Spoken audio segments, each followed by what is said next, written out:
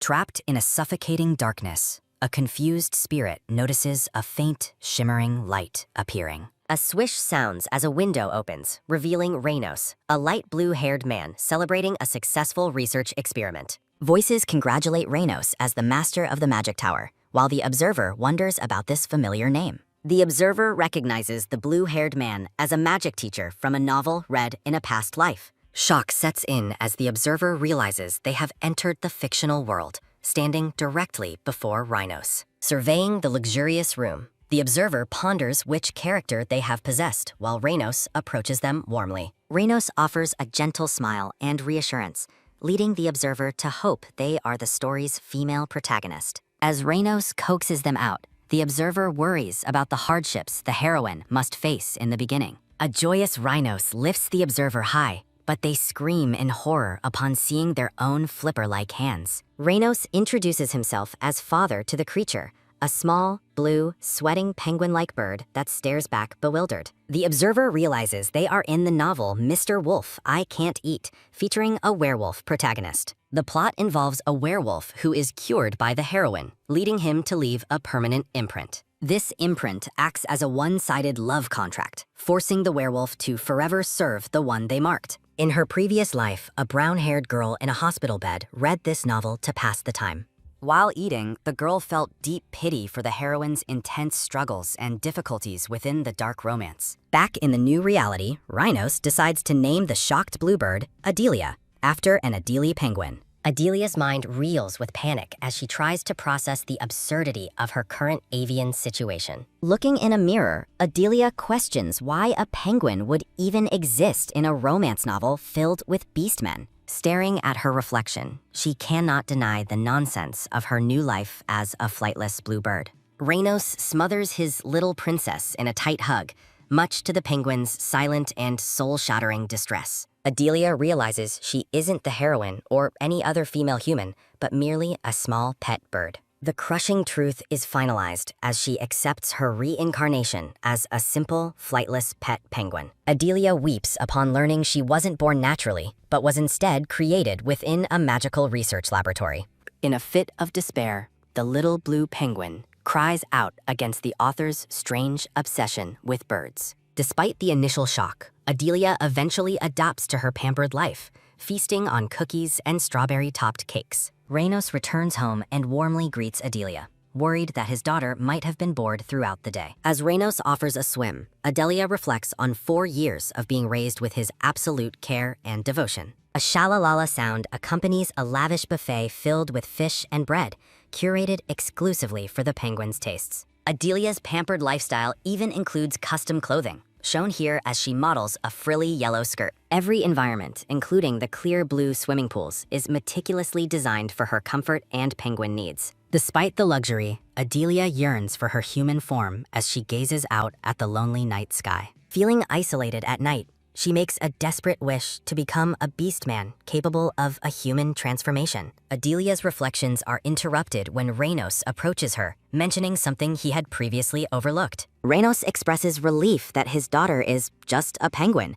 much to the penguin's confusion and worry. A chilling aura surrounds Reynos as a butt dump sounds, and he declares his deep-seated hatred for all beastmen. His hatred stems from traumatic childhood memories of being bullied by members of the beastman race. Knowing pure-blooded humans are oppressed, Adelia fears being hated by the only father who has ever loved her. Noticing her melancholy, the blue-haired Reynos sits on the sofa and asks if his daughter feels ill. A handsome man with silver hair and amber eyes is introduced as Cyrodiil of the killer whale family. Adelia is momentarily distracted by a strange, sparkling effect emanating from the new silver-haired visitor. She grows suspicious of Cyrodiil, noting that his silver hair contradicts typical black and white killer whale markings. Adelia recalls that the powerful whale family was an unexplained mystery in the original novel's lore. Cyrodiil stands confidently, a member of the family dominating the continent, while Adelia questions his unique hair color. Looking at an open book, she wonders how a mere penguin could change the fate of such people. A ho sounds as the silver-haired Cyrodiil rests his chin on his hand, appearing deep in thought. Adelia stares intently at the visitor, evaluating the mysterious beastman who has entered her home. Reynos confronts Cyrodiil, accusing him of wanting to eat penguins, which causes Adelia to realize she is prey. A growl sounds as the small penguin hisses defensively at the silver-haired killer whale beastman.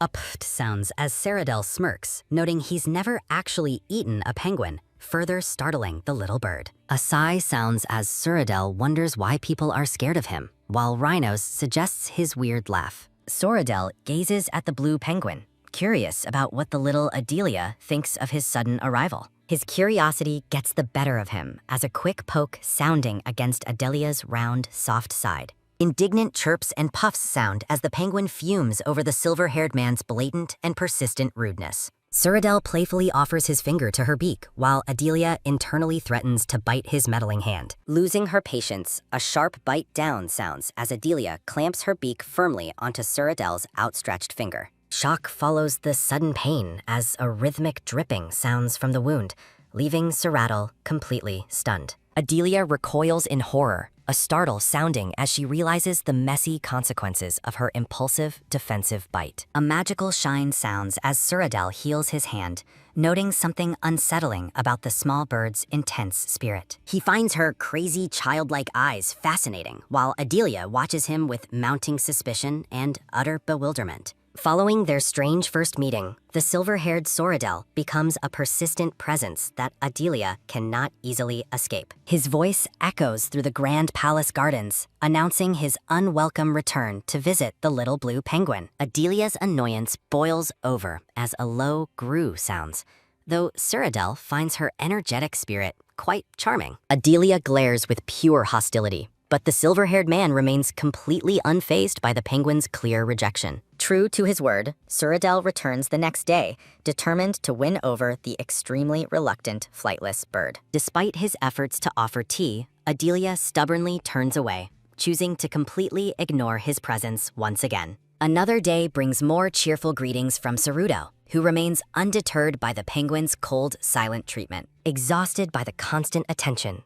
a weary puff sounds as Adelia collapses onto her plush, comfortable pillows. She fumes over his persistence, noting how he conveniently ignores every obvious sign of her intense, visible dislike. Her attention is drawn to his hands as a magical shine sounds, revealing his unique and powerful abilities. Adelia realizes Cyrodiil is a beastman capable of magic, a direct contradiction to the novel's established lore. She ponders if the world's history has been distorted, or if she simply hasn't read enough yet. The scene shifts to the quiet of night, where a miraculous and unexpected transformation is about to occur. Despair turns to total disbelief as the small blue bird is replaced by a young woman with hair. A bright shine sounds as Adelia realizes her desperate wish to become a human has finally come true. Though she is overjoyed by her new form, she remains deeply confused about the sudden, impossible physical change. Thump, thump, and grasp sounds as she examines her human hands,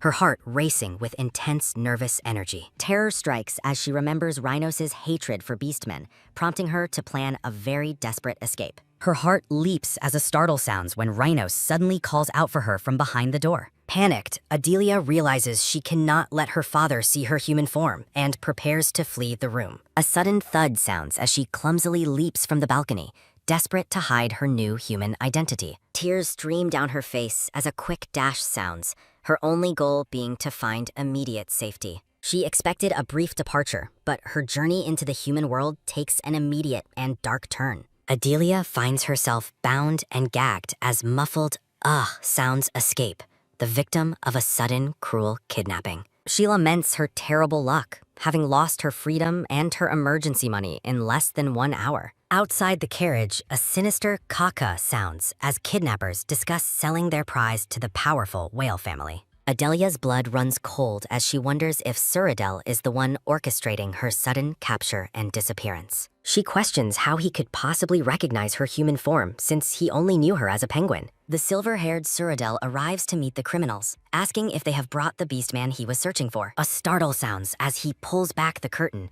revealing the terrified and bound Adelia directly to him. Adelia is furious at her stalker, wishing she had been more aggressive before this nightmare situation unfolded. A sudden loud sound announces the arrival of a powerful presence accompanying the silver-haired young man. The elegant Bella, mistress of the whale family, is introduced as she oversees the tense and dangerous scene. A soft rustling sounds as Suradel confirms his mother's presence while drawing closer to his bound captive. A gentle stroking sounds as Adelia wonders if Soradel truly hired these men to hunt her down personally. An abrupt silence falls as Suradel leans in, his intense amber eyes searching her face for something familiar.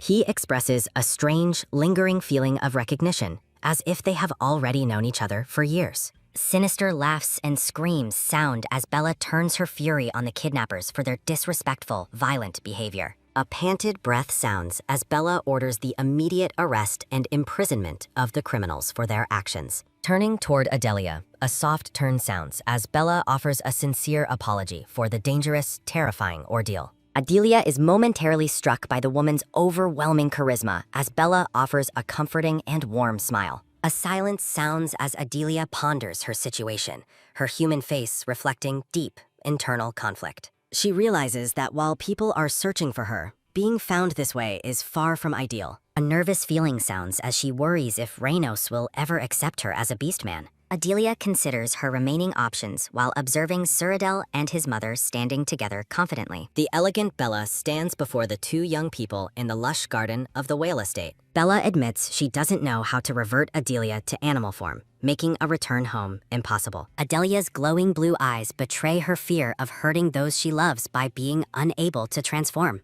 Looking at her guests, the dark-haired Bella offers a warm smile, despite the underlying tension of the situation. Bella explains that due to an accident, her family has been searching for their own kind for decades. A flashback reveals Bella's loneliness as she laments the failure to find anyone like her. Calling her appearance a miracle, Bella officially offers her family's help to the displaced Adelia. Adelia makes an unsure sound as she hesitates, feeling overwhelmed by the woman's unexpected kindness. A chuckle sounds as Bella offers to have a maid prepare a room for their guest. A chuckle sounds as Bella smiles, though she strangely feels she has overlooked something important. Bella and Suradel stand together as the narration notes the white markings within their dark hair. A gasp sounds as Adelia realized they have mistaken her for a member of the killer whale family. The grand and imposing exterior of the whale family mansion shines brightly under the midday sun. Adelia concludes that the whale family truly believes she is a fellow killer whale beastman. Bella confirms the physical resemblance, further cementing Adelia's new, mistaken identity within the powerful household. Adelia notes the irony, knowing that while whale and penguin markings are similar, they are clearly different. She clutches her chest, desperately trying to calm her racing heart as the deception deepens. Adelia imagines the blue-haired rhinos searching frantically for her, motivating her to learn how to transform back. She contemplates confessing her true identity as a penguin, but fears the consequences of the truth. A glance sounds as Adelia peeks up, her eyes wide with mounting anxiety over her secret. She worries specifically about how the silver-haired Suradel might react if her fraud is uncovered. Adelia looks away, sweating nervously as she struggles to maintain her composure under pressure. Bella gently asks for her name, prompting Adelia to think quickly to avoid giving herself away. A thud sounds as the name Leah suddenly fills her mind, bringing back memories of her past. Suradel watches her closely, his eyes sharp as he waits for her to respond to his mother. He suggests the name Leah himself, asking Adelia how it sounds to her ears. Bella looks down at the young woman, curiously asking for her opinion on Suradel's naming suggestion. Adelia is shocked that he used her penguin nickname, fearing he might already know her true identity. Suradel explains with a smile that Leah is the name of the girl he is currently courting. Adelia is momentarily outraged, demanding that he address the girl he likes with proper respect. Suradel leans in intimately, asking if Adelia is actually afraid of him. Seeing him up close, Adelia is momentarily distracted by how handsome the silver-haired beastman truly is. She quickly regains her focus, retorting that she has no reason to be scared of him. Suradel turns away with a more serious expression, casting a shadow over the garden meeting. A what sounds as the atmosphere shifts into a moment of quiet, puzzled transition. Suradel leans down toward her, teasingly asking how she can be so sure he won't eat her. Stumbling over her words, Adelia reminds him that he previously claimed he has never eaten a penguin. Soradel pulls her into a sudden, close embrace, catching the young woman completely off guard. A startle sounds as Adelia closes her eyes tightly,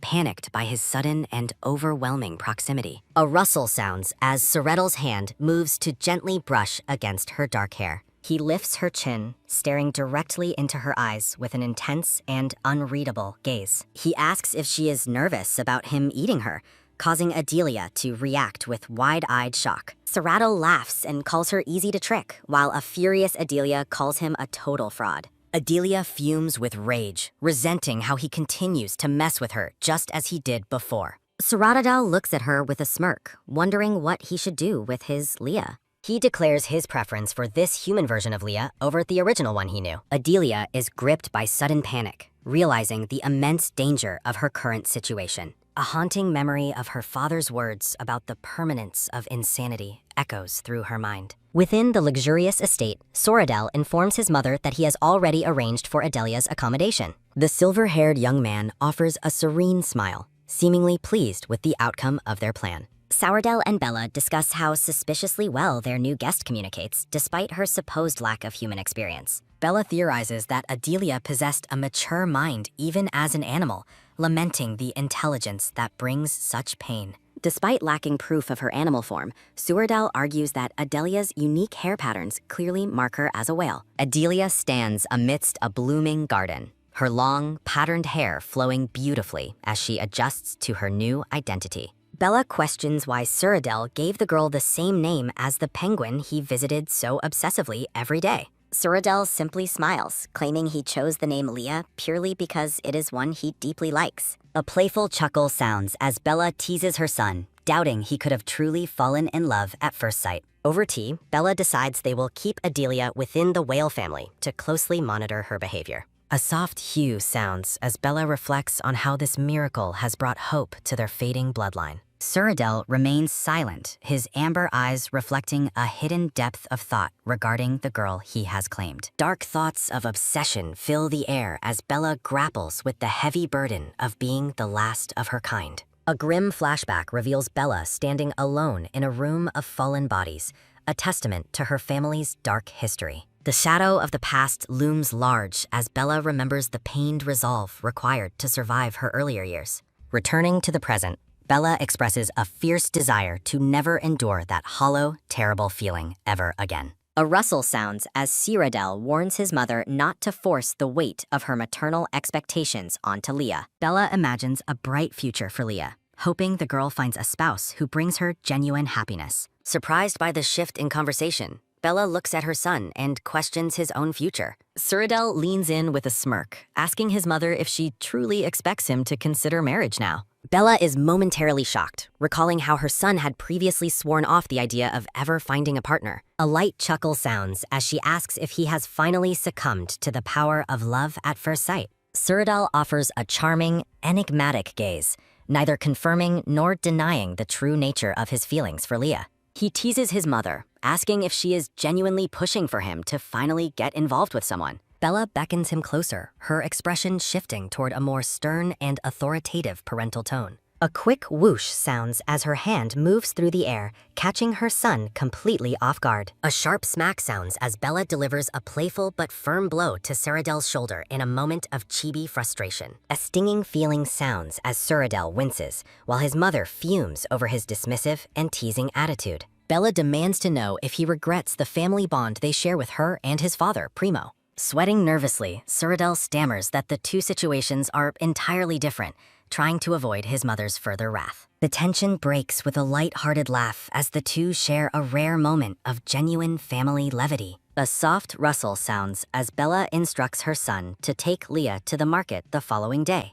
When asked if she will join, Bella declines, noting that her husband Primo will be returning home soon. Sourdel cheekily announces he will set up a date with Leah, leaving his mother startled by his boldness. A firm thud sounds as Sourdel walks away, ignoring Bella's reminder that he is merely the girl's sponsor. A chuckle sounds as Bella watches him leave, her eyes filled with warmth and affection for her stubborn son. Sourdel wears a triumphant smile, clearly looking forward to spending more time with his Leah the next day. In her new quarters, Adelia is awestruck by the opulence, realizing this mansion far outshines her previous home. A bright sparkle sounds as she stands in the center of the grand room, feeling like a true noblewoman. A prickle of guilt sounds as Adelia worries about the elaborate lie she is currently maintaining to stay safe. A soft swish sounds as she turns toward the mirror, confirming the miracle of her new human form. She admires the unique patterns in her hair, marveling at how different she looks compared to her penguin self. A blink sounds as she gazes into her deep blue eyes, which sparkle like the clear, open ocean. Surrounded by a shimmering light, Adelia realizes that her new appearance is nothing short of breathtakingly beautiful. A thoughtful sounds as she wonders if such stunning beauty is truly the limit of penguin genetics. She fumes in a chibi rage, frustrated that her new human height is significantly shorter than her original body. Tears of joy well up as she presses her hands to the glass, finally having fingers after 4 years. With a determined look, Adelia prepares to review her plan to survive and thrive in this human world. Adelia resolves to hide her penguin identity from Cyrodiil and the other whale beastmen while adjusting to her form. She reflects on her father, Reynos, whose gentle smile masks a tragic fate she is desperate to change. A firm squeeze sounds as Adelia clutches her chest, determined to save her father from the looming disaster. She admits that finding a way to save him has been her burden since her time as a penguin. Memories of the original story warn of a rapid, global plague that targets only pure-blood humans like her father. Adelia laments that, according to the script, her father is destined to perish from this unstoppable epidemic. While indifferent to the fate of the main couple, her priority remains protecting her family from the coming tragedy. Empowered by her human form, she vows to rewrite the story and find a cure to ensure his survival. Her thoughts are interrupted as she wonders about Cyrodiil's unexpected presence nearby. Cyrodiil enters the room, greeting her casually as Adelia questions his reason for visiting. He offers a bright smile, though Adelia remains bewildered by his persistent interest in her new human appearance. She wonders if he recognizes her from before, or if his curiosity is simply a new obsession. Adelia skeptically questions if the silver-haired man is merely a flirtatious person who targets every woman he encounters. When he asks what is wrong, she retreats quickly while insisting that nothing is bothering her. She tries to ignore his striking looks, determined to stay focused on her mission despite his distracting presence. Adelia realizes that Cyrodiil, who deviates from the original plot, might be the key to altering the future. She probes for information, asking why his silver hair and height differ from typical whale beastmen traits. Cyrodiil explains that appearances can be deceiving as he leans in close, causing Adelia to flinch nervously. He playfully points out that she is also quite short for a whale, mirroring his own unique stature. Adelia argues that most whale beastmen share specific hair colors, unlike his unusual silver locks. He leans in intimately, calling her suspicious as Adelia stammers through her attempts to maintain her cover. With a charming wink, Cyrodiil declares that the reason for his appearance is a closely guarded secret. A growl sounds as chibi Adelia fumes, resenting how easily he continues to toy with her emotions. He laughs it off, clarifying that his hair color is a mutation rather than a condition like albinism. Cyrodiil blushes deeply, teasingly misinterpreting her request for his natural form as something much more scandalous. He imagines a muscular, shirtless display, leaving Adelia completely confused by his sudden, flirtatious shift in tone. Adelia shouts in frustration, clarifying that she meant his beast form, not his unclothed human body. Cyrodiil feigns disappointment that she wasn't seeking his affection, while Adelia demands he stop his relentless joking. As they walk, Adelia threatens to drop the subject if he refuses to show her his animal form. A soft rustle sounds as he stands behind her, proposing a deal to trade their true forms.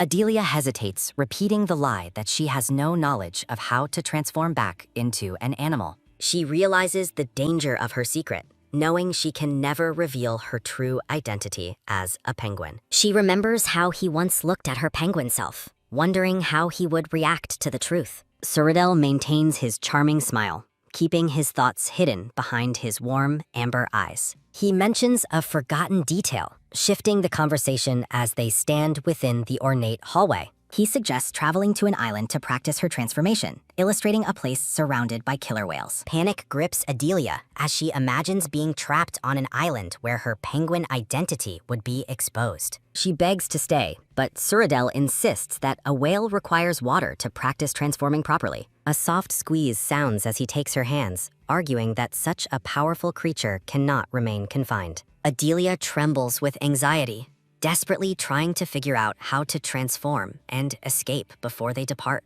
She resolves to master her transformation alone to avoid the disastrous consequences of being discovered as a penguin. Cyrodiil looks down at her with a gentle smile, unaware of the frantic plans spinning in her mind. Looking at the grand mansion, she realizes the high risks of continuing this deception within such a household.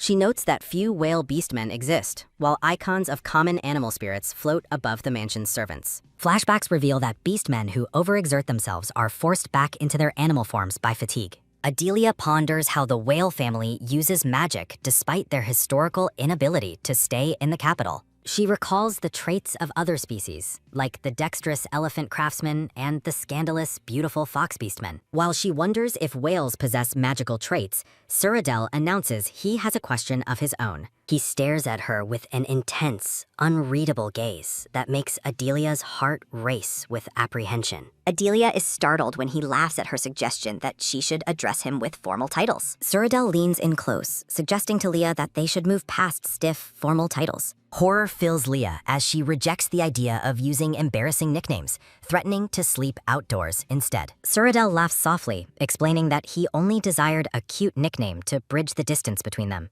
Leah remains guarded, questioning why she should ever want to be on friendly terms with someone like him. A look of mock offense crosses Cyrodiil's face as Leah bluntly reminds him they have only just met. He stares at her with a blank, unreadable expression after her firm rejection of his playful advances. The atmosphere lightens as Cyrodiil continues his cheerful teasing, much to the annoyance of a chibi-style Leah. Leah's frustration grows as she realizes the silver-haired man is far more persistent than she ever anticipated. A halo of light and roses surrounds Cyrodiil's question, leaving Leah momentarily overwhelmed by his sheer presence. Cyrodiil offers a dazzling, blushed smile that fills the entire frame with a radiant, flower-like charm. Leah shields her eyes from the blinding radiance, unable to handle the silver-haired man's intense, sparkly aura. She winces and covers her face, desperately trying to ignore the overwhelming handsomeness of her self-proclaimed sponsor. A joyous laugh escapes Cyrodiil as he finds her dramatic reaction to his good looks completely entertaining. Reaching into his pocket, Cyrodiil shifts the mood by announcing he has brought a special gift for her. Leah is stunned as a glowing blue jewel is dropped into her hands without a word of explanation. She internally fumes, identifying him as a persistent stalker, even as she holds the valuable, shimmering treasure. When she expresses doubt about the gift, Cyrodiil nonchalantly declares that he has no use for it then. A sharp whoosh sounds as Cyrodiil casually tosses the priceless jewel out the window, leaving Leah in total shock. Leah frantically searches for the jewel while Cyrodiil walks away, claiming he will simply find another for Leah. She argues that the other Leah would be heartbroken by his recklessness, despite them being the same person. Cyrodiil ignores her protests and heads for the door, wearing a smug smile as he leaves her behind. He pauses at the exit, reminding her with a playful tone that he is, after all, her benefactor. Leah leans over the balcony railing, desperately trying to spot the jewel hidden somewhere in the garden below. Night falls, and Leah finds herself unable to sleep, her mind completely consumed by the lost pretty stone. Cyrodiil watches silently from a distance as Leah continues her obsessive search for the jewel through the window. She stares into the darkness with a brooding intensity, the silver-haired man's actions playing over in her head. A sudden movement sounds as Leah bolts upright in her bed, declaring her frustration is too great for sleep. She reflects on the day's events, remembering her rescue and the strange kindness shown by the whale family. Gazing at the moonlit garden, she admits that the primary reason for her restlessness is that discarded gem. Her heart races as she recalls the silver-haired man's charming face, unable to banish him from her thoughts. A vision of Cyrodiil's warm, laughing expression appears, further complicating Leah's internal struggle with her new reality. She agonizes over his wasteful behavior, her penguin instinct screaming at the loss of such a beautiful treasure. Leah confesses her deep love for stones, imagining her penguin self rolling happily in a pile of jewels. A flashback reveals Cyrodiil once questioned her penguin form about the Adley penguin's legendary obsession with shiny stones. Despite her intense desire for the gems, her penguin self stubbornly refused to admit the trait to him. Cyrodiil recalls the many ways he tried to bribe her with jewels for a handshake or a hug. The penguin's resolve wavered as she stared at the pile of glowing gems, barely able to contain her excitement. In the present, Leah wonders if the jewel he threw away was yet another calculated test of her identity. She decides she cannot wait until morning and resolves to retrieve the precious stone from the garden immediately. A soft rustle sounds as Leah sneaks out, imagining the jewel is lonely and calling for its master. She tiptoes through the silent mansion, her mind filled with imaginary pleas from the cold and scary stone. Leah stops to look around, trying to navigate the dark, unfamiliar hallways to find a way outside. Suddenly, a wave of pain and nausea hits her, forcing Leah to lean against the wall for support. A prickle of fear sounds as she realizes this sickening feeling matches her experience right before her transformation. Trembling with weakness, she fears that she is about to lose her human form in the middle of the mansion. Her vision begins to fade into white, her thoughts spinning as she faces the prospect of reverting to a penguin. A heavy silence falls as she collapses. Cyrodiil stands over her, knowing his suspicions were finally proven correct. He lifts the now transformed penguin from the floor, asking why she continues to push herself beyond her limits. Cradling the exhausted penguin, he whispers for her to move slowly, his voice filled with a surprising, gentle warmth. Leah reflects on the terrifying journey from a kidnapped penguin to a human hiding within the enemy's home. A gentle man with blue hair and glasses smiles warmly while cradling a small blue penguin. He closes his eyes in a joyful embrace, showing deep affection for the little creature he holds. Walking away into a misty light, the man's past reflections reveal a desperate, heartfelt plea against abandonment.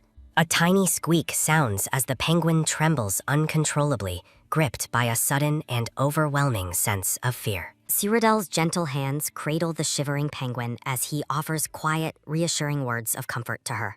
He promises the penguin that everything will be all right, his voice acting as a soothing balm for her distress. A soft chirp sounds as morning light bathes the grand estate, signaling the quiet start of a new day. Leah groans against the blinding sunlight, slowly waking up in a grand room that feels strangely unfamiliar to her. Horror strikes as she finds the silver-haired man lying beside her, sending Leah into a state of total panic. Leah's mind races with confusion, questioning how this handsome, eccentric man ended up sharing her bed. Cyrodiil watches her with a playful, blushing smile, seemingly unbothered by the sheer awkwardness of the current situation. She bolts upright, shouting in protest, only for her frustration to collide with his characteristically nonchalant attitude. Leah realizes with growing dread that she is in an opulent bedroom, far different from her own assigned quarters. She recalls her collapse and panicked transformation, wondering if her secret was exposed while she slept. Flustered, Leah accuses him of moving too fast, while Cyrodiil remains comfortably tucked under the warm covers.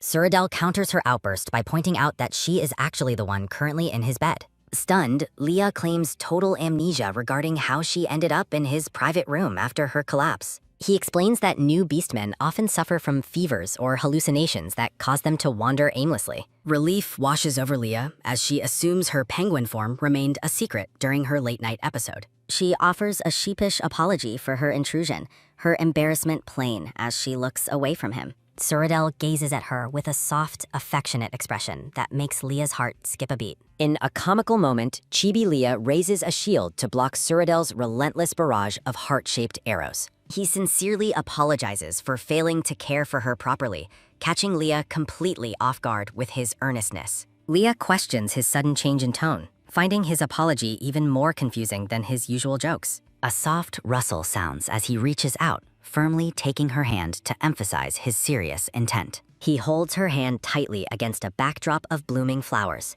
his amber eyes searching hers deeply. Cyrodiil insists that she must come to him immediately whenever she feels unwell or in pain. Leah remains silent, knowing that seeking his help would surely lead to her penguin identity being revealed.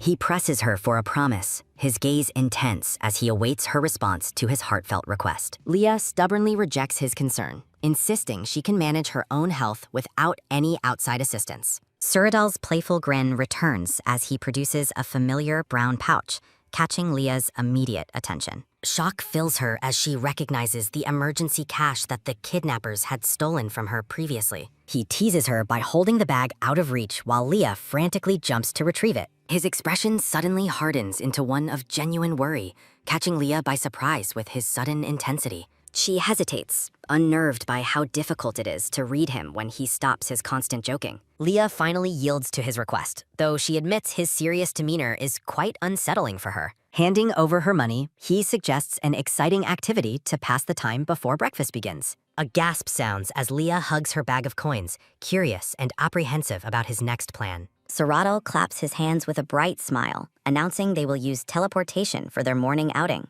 Leah reflects on her sheltered upbringing, realizing this will be her first time experiencing teleportation magic. A joyful laugh sounds as Leah's eyes sparkle with wonder at the prospect of using real magic. The excitement makes her feel as if she's finally stepped into the pages of a fantasy novel. Suradal offers his hand once more, inviting her to join him as the teleportation magic begins. Leah questions the necessity of holding hands, but he explains it's essential for a quick journey. She stares at him with wide-eyed curiosity, fascinated by the concept of moving through space instantly. A soft tap sounds as she tentatively touches his hand, signaling her readiness for the journey. Cyrodiil finds her cautious, cold demeanor utterly charming as he prepares to activate the magic. A brilliant flash sounds as blue magical energy surges around them, lifting them from the floor. The scene shifts to a training ground where knights pause as a glowing circle appears nearby. Their feet land firmly on the stone path as they arrive at their destination in a flash. A joyful wah sounds as Leah marvels at their instantaneous arrival,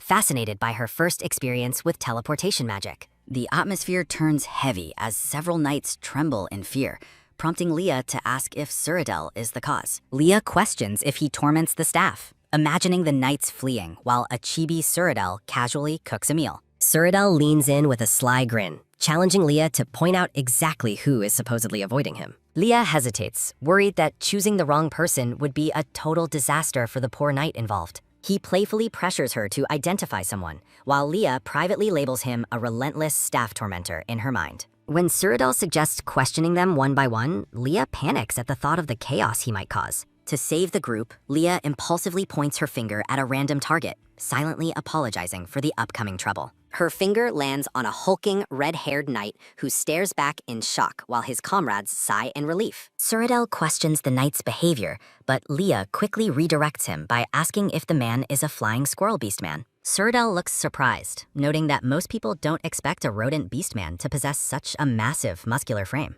A vision reveals the muscular knight's true form as a tiny, tearful flying squirrel who considers himself fragile. Cyrodiil notices Leah staring at the knight's impressive lat muscles and asks if she finds that physique particularly attractive. Leah looks back at him with a confused expression, completely baffled by his sudden and strange line of questioning. He boastfully declares that as a magic swordsman, he possesses impressive muscles too, sounding surprisingly jealous of the knight. Leah remains speechless, her wide-eyed stare conveying her total bewilderment at Cyrodiil's competitive and unexpected display of vanity. A vision of Cyrodiil as a powerful magic swordsman appears, making Leah increasingly suspicious of his true role. Cyrodiil offers a spar, but Leah notes the knight's fear and resolves to keep her guard up around him. He claims to understand Leah's type now, his gaze lingering on her as he reflects on her supposed preferences. A quick tap sounds as Leah firmly grabs his shoulder, determined to correct his wildly inaccurate assumptions. She tells him she won't tolerate him misunderstanding her taste, insisting that his current theory is completely wrong. Leah explains her preference for lean, fit muscles over bulky ones, imagining a well-dressed gentleman as the ideal example. Cyrodiil tilts his head curiously, asking for a specific example of the type of man she finds most attractive. A realization strikes Leah as she recalls a specific memory from her recent time spent in her penguin form. A sharp whoosh sounds in her flashback as Cyrodiil carries her penguin self through the halls of the estate. She remembers punching his chest as a penguin, finding him far more solid and fit than she had expected. Leah reflects that if Suridel's personality weren't so eccentric, he would actually be her perfect type of man. Looking him in the eyes, she admits that he is actually quite close to the type she prefers. Suridel blushes intensely, his eyes widening as he is caught off guard by her sudden and honest forwardness. He clutches his chest, claiming his heart might explode,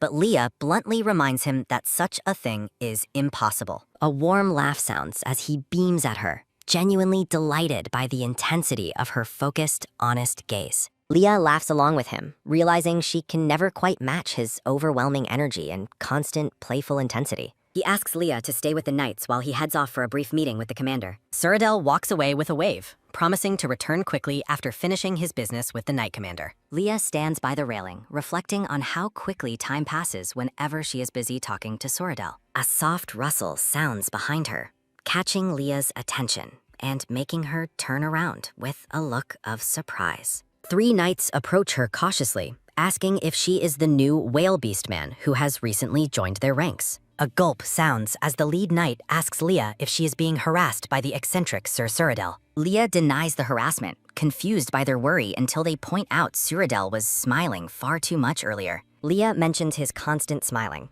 but the knights explain that his genuine smiles are usually a very bad sign. They explain that he only shows that specific, genuine smile when he is about to do something truly terrifying. A dark vision shows Suridel smiling while enjoying one-sided spars, punishing knights, or finding a new victim to torment. Horror strikes Leah as she realizes he might only be showing interest in her because she's his newest victim. The knight sighs in relief, noting it's only natural for fellow whale beastmen to feel drawn toward one another. Leah stands among blooming roses, her heart racing as she processes the terrifying implications of Suridel's interest in her. She remains silent and still, the knight's words echoing in her mind as she reconsidered her safety in the mansion. Her expression shifts into one of deadpan disbelief as she stares into the distance, completely exhausted by his antics. Leah reflects that he probably views her like a pet, remembering how he doted on her small penguin form. The knight asks if she knows his nickname, while Leah braces herself for whatever strange title he has earned. A joyful ha-ha sounds as the knight reveals his nickname is the Laughter Healer,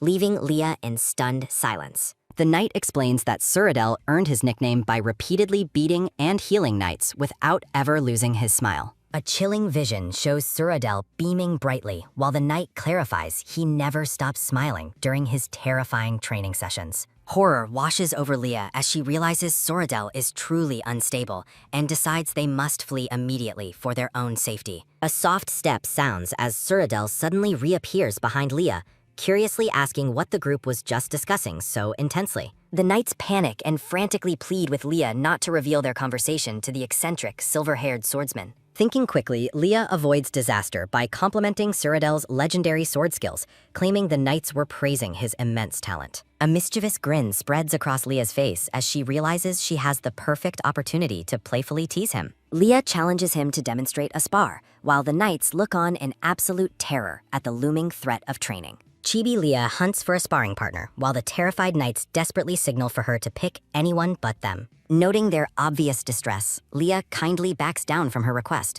much to the silent relief of the trembling knights. Leah casually changes the subject, leading Suridel to reflect on how surprisingly shrewd she is despite her innocent appearance. Suridel informs her that he has requested the commander to assign specific knights as her personal daily bodyguards. Leah protests the idea, insisting that as a commoner, she has no need for noble luxuries like permanent personal guards. He explains that the whale family is duty-bound to protect their own kind, but Leah remains unconvinced and annoyed. A vision of her pampered penguin self appears as Leah realizes the household views her more as a pet than a guest. Suridel tells her to relax and enjoy the benefits, noting her clear appreciation for wealth, power, and physical strength. Leah recoils as a vision shows her penguin form lounging amidst treasures, though she stubbornly maintains she needs no help. He tries to compromise by reducing the guard count, but Leah tells him to stop nagging her like a mother. Suridel playfully offers to be her male mom instead,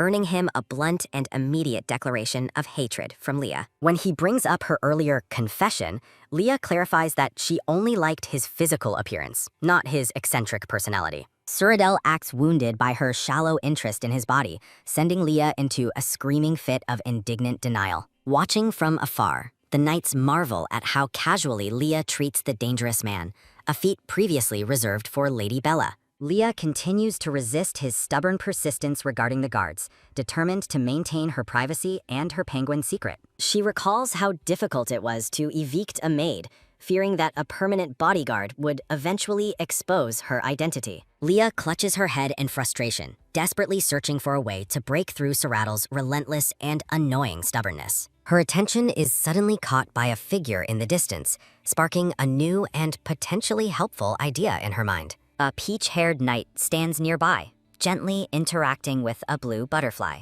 in a calm and peaceful display of nature. Leah stares intently at the knight, her eyes widening as she recognizes the man from a previous conversation with Ypres. Pointing decisively, Leah announces to Suradel that she has chosen her guard and wants that specific knight assigned to her. Suradel is caught off guard by her sudden decision, blinking in confusion as she rushes toward her chosen target. Leah approaches the knight and asks if he is a black bull beastman, recalling the maid's description from her penguin days. The peach-haired knight confirms his identity with a shy and embarrassed smile, surprised that she would know his specific lineage. Overjoyed by his confirmation, Leah beams at him and formally requests that he serve as her personal bodyguard. He hesitates, humbly describing himself as a fool, which momentarily confuses Leah as she stares at his honest face. A vision of a small bull appears as Leah realizes the pun, laughing at the endearing nature of the beastman. She considers her incredible luck, thinking that his naive and kind-hearted nature makes him the perfect candidate for her plans. Leah reflects on the legendary kindness of black bulls,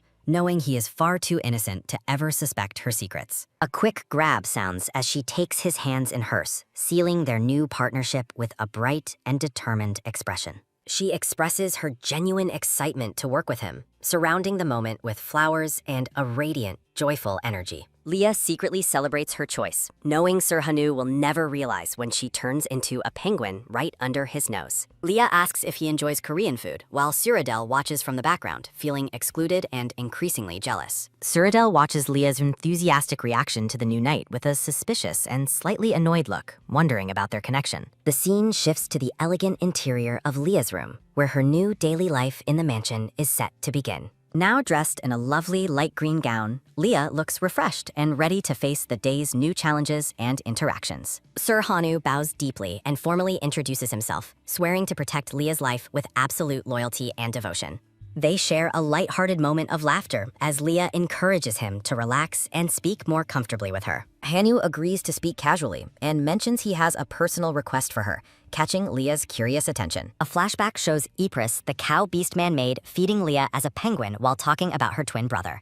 Ypres' frustrated face appears in memory as she complained about her twin's arrogant and annoying behavior during their childhood. Leah realizes Hanu is the twin brother and hopes she can finally contact Ypres through her new, unsuspecting bodyguard. A quick blink sounds as the peach-haired knight, Sir Hanu, stares in utter confusion at Leah's sudden realization. Leah's eyes sparkle with excitement as she realizes the connection, while Hanu remains visibly bewildered by her intense reaction. Looking at the siblings side by side, Leah notes the uncanny resemblance and concludes they are definitely related. She imagines the two beastmen as a matching set of cows, humorously labeling them the perfect beef combo. Leah grabs Hanu and shakes him urgently, demanding confirmation that his sister is the maid she once knew. Hanu offers a gentle smile, confirming the relationship, while Leah celebrates her luck in finding a way to contact Ypres. Leah notes that Hanu seems much more mature than his sister, leading Hanu to criticize Ypres' poor behavior.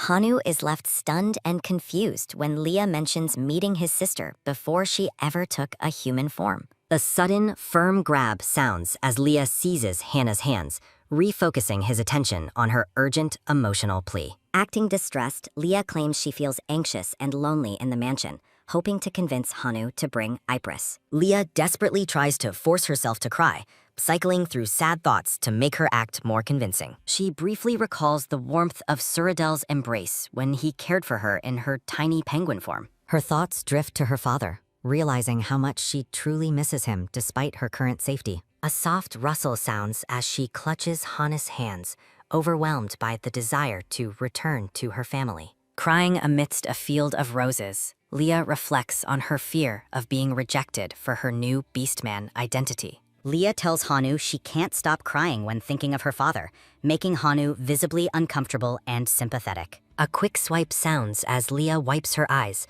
her gaze fixed on Hanu as she continues her performance. Hanu becomes unexpectedly emotional, blushing intensely as he pledges to help her, much to Leah's quiet surprise. A sharp creak sounds as Suradel suddenly opens the door, entering the room with a calm, pleasant expression. The atmosphere shifts instantly as Suradel spots Hanu holding Leah's hands, sparking a moment of tense silence. Leah looks back in surprise, a single tear still visible as she notices the silver-haired man's arrival. A soft drip sounds as a lone tear falls from Leah's eye, further complicating the misunderstanding. A chilling aura fills the room as Suradel's expression turns cold, darkly questioning what Hanu thinks he is doing. After the tense encounter, Leah heads into the city to shop for supplies, still frustrated by Suradel's interference. In a boutique, Leah bluntly tells Suradel he is being overprotective, reminding him they aren't actually lovers. Suradel impulsively asks Leah to date him, but she shuts him down with a flat, immediate refusal. He argues that it's immoral for anyone to take advantage of her new human form, acting strangely protective. Leah tells him to stop being so clingy while she browses dresses, though he insists he is just protecting her. A soft tap sounds as Leah touches a dress, causing the shopkeeper to ask if she wishes to buy it. Leah peers into her pouch, pleasantly surprised to find that her father's emergency fund is quite substantial. She realizes she is financially independent and doesn't need to rely on the whale family for survival. A bright jingle sounds as gold coins fall, representing the secret wealth she secured from Suradel's discarded jewels. Suradel leans in close, asking if she is worried about money, unaware of her secret stash. He worries his generosity has made her naive, while Chibi Leah looks on with a look of pure calculation. Leah quickly pivots her attitude, agreeing that anyone who takes advantage of her innocence would be absolute trash. Seizing the opportunity, Suradel offers to buy her anything she wants, and Leah greedily asks for the limit. Leah points across the room and orders the entire stock, reveling in the chance to spend his money. The scene shifts back to the bustling city street as the pair continues their walk through the town. Leah laughs heartily about her massive shopping haul, while Suradel watches her with a look of amused admiration. Leah decides to keep her emergency fund hidden for a rainy day, content to let Suradel pay for now. Her attention is caught by two suspicious men, whom she identifies as pure-blooded humans from the Magic Tower. A sharp snap sounds as a man reveals a flyer featuring a drawing of Leah's penguin form. Horror strikes Leah as she realizes the Magic Tower is actively searching for her penguin identity. The mages discuss her disappearance, fearing she was kidnapped by a family that hates pure-blooded humans. They openly wonder if the madman of the whale family stole the penguin away from her daily visits. A vision of Suradel doting on his penguin pet appears, confirming he is the primary suspect in the kidnapping. Leah stops in her tracks, realizing that the mages believe the penguin ran off with a stolen purse. Trembling in fear, Leah wonders if she should give up, terrified by Suradel's presence at such a critical moment. A sharp focus sounds as Suradel's golden eye narrows, his gaze becoming intensely fixed on Leah. A sudden gasp sounds as Suradel asks if she took care of the purse, catching her completely off guard.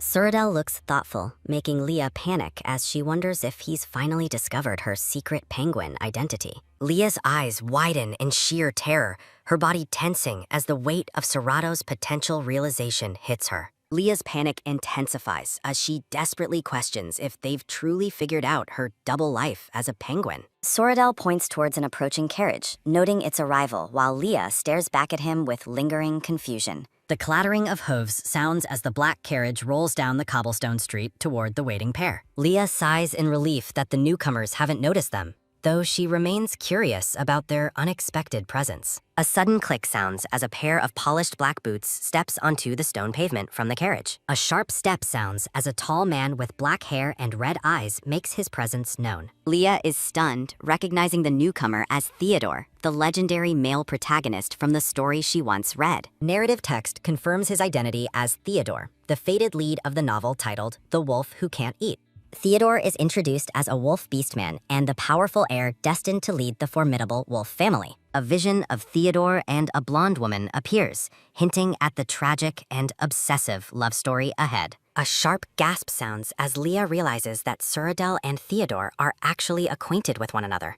Theodore questions Cyrodiil's leisure, reminding him of the missing penguin he was supposed to be searching for. Cyrodiil waves off the concern, explaining he's been occupied hosting a very distinguished guest from his own family. A cheerful ta-da sounds as Cyrodiil introduces Leah as his family's distinguished and very special guest. A low growl sounds from Leah as she reacts to Theodore's dismissive tone regarding her status as a guest. Theodore turns his sharp gaze toward Leah, his expression unreadable as he shifts his focus entirely onto her. A sudden stop sounds as Leah freezes in shock, realizing the hunting competition is much sooner than expected. Leah recalls that the hunting competition is the pivotal event where the heroine, Anemone, first encounters Theodore. She envisions the original plot where Theodore is ambushed by enemies and left wounded in the deep woods. In the memory, Anemone overcomes her fear of beastmen to save Theodore's life using her gifted healing magic. The original story's fateful moment is shown, where Theodore falls instantly for Anemone after she tends his wounds. Leah realizes Anemone is her father's favorite disciple,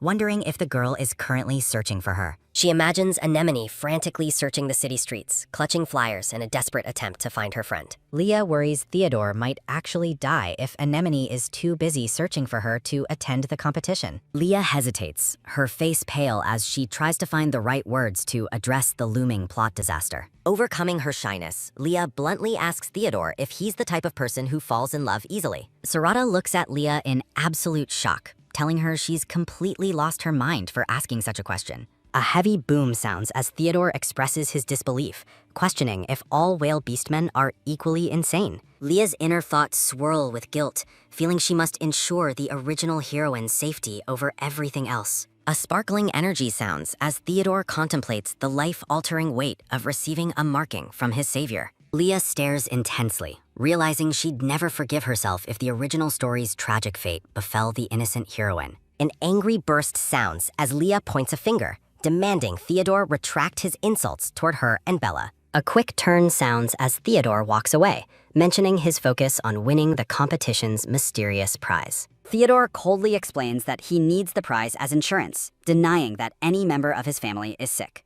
A quiet heh sounds as Cyrodiil comments on the legendary loyalty and sacrifice of the wolf family. Theodore's eyes flash with rage as he warns Cyrodiil never to mention the concept of marking in his presence. An intense flare sounds as Theodore shouts his defiance, refusing to let an instinct like marking control his life. Leah watches the carriage depart, noting that Theodore seems to be the one most affected by the marking curse. Leah asks about the highly coveted prize, and Cyrodiil reveals it is a legendary item known as a half elixir. A sharp gasp sounds as Leah learns the elixir can cure infectious diseases, making its importance clear. The girl's small, thoughtful form wonders why a wealthy family wouldn't just buy the elixir with their money. Cyrodiil explains the elixir is impossible to buy and was donated as a prize to stir up the competition. A bright beam sounds as Cyrodiil reveals his hand in creating the elixir, looking incredibly proud of himself.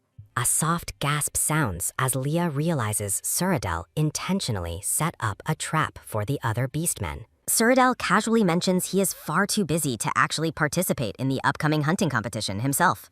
A quiet heh sounds as Cyrodiil admits his only goal was to watch other beastmen struggle for the prize. Narration details the isolation of the whale family, who are avoided and discriminated against, even by their own kind. The scene pans over the beautiful, magic-powered city where Leah's new life and complicated destiny continue to unfold. Leah reflects on the irony of beastmen discriminating against each other, recalling her father's reasons for joining the whales. A dark vision depicts cruel beasts mocking a small bunny, symbolizing the past discrimination her father once endured. A sharp focus sounds as Cyrodiil's golden eye narrows, hinting at the hidden depth behind his usual calm. Surrounded by blooming blue roses, Cyrodiil sincerely expresses his wish for his family to never be belittled again. Leah looks at Cyrodiil with newfound empathy, realizing the immense pain he hides behind his constant, charming smiles. A soft rustle sounds as a hand reaches out towards Cyrodiil, a gentle gesture in the quiet street.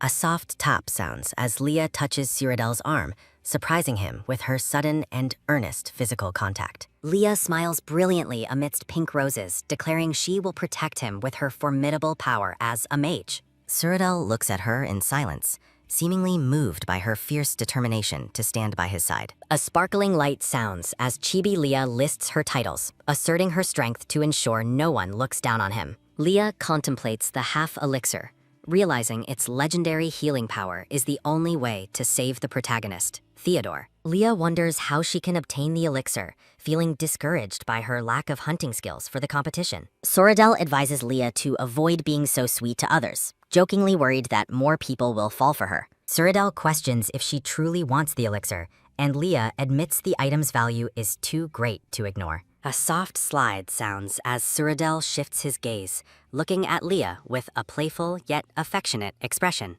A quick gasp sounds as Cyrodiil impulsively hands the glowing red elixir to Leah, catching her completely off guard. A soft splash sounds as Leah's shocked reflection appears in the swirling, magical red liquid of the elixir bottle. Cyrodiil insists Leah keep the elixir for any use, declaring his absolute trust in her regardless of the cost. A sharp turn sounds as Leah feels a pang of guilt, knowing he's being kind due to a misunderstanding. Leah's eyes widen in worry as she wonders how Cyrodiil will react once her true identity is finally revealed. Cyrodiil remains silent, his calm profile contrasting with the inner turmoil and secrets Leah is currently struggling to hide. Cyrodiil proposes a deal, offering the elixir if Leah agrees to call him by a friendly, special nickname instead. Leah pauses in shock, finding the price for such a legendary and rare item to be unexpectedly small. A soft thud sounds as Leah accepts the deal, casually calling him Sue while holding the precious elixir. Cyrodiil freezes in absolute shock, his face turning pale as the impact of her cute nickname hits him.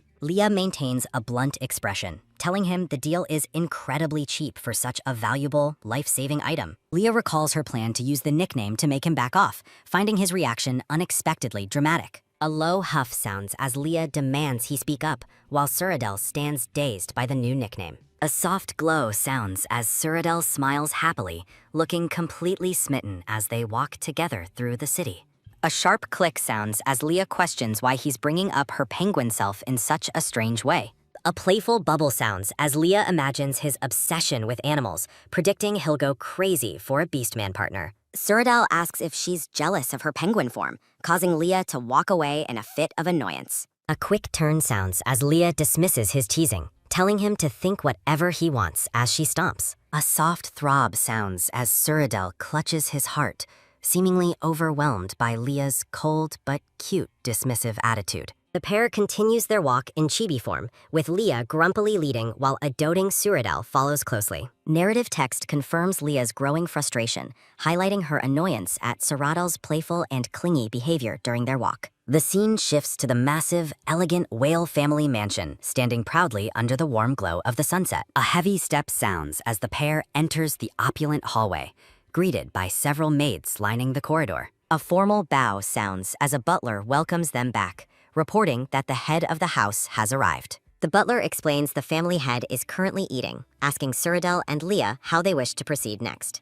Leah hesitates, pointing at herself and asking if it is truly acceptable for her to join the family's meal. Cyrodiil reassures her that she is an honored guest and that his father is very curious to meet her. Chibi Leah looks worried as Cyrodiil compares his father's personality to his own, making her want to flee. A soft sigh sounds as Leah prepares herself, feeling obligated to greet the family head, despite her extreme nervousness. A soft slide sounds as Leah adjusts her new attire, preparing to make a formal appearance at the dinner. A sparkling light sounds as Leah reveals herself in a stunning yellow gown, looking every bit like an aristocrat. Cyrodiil, now in formal wear, agrees with her look, his golden eyes filled with admiration for her striking beauty. Leah accepts the compliment with a huff, asking Cyrodiil to lead her to the dining hall without further delay. A heavy creak sounds as the grand doors open, revealing the luxurious dining room, bathed in golden chandelier light.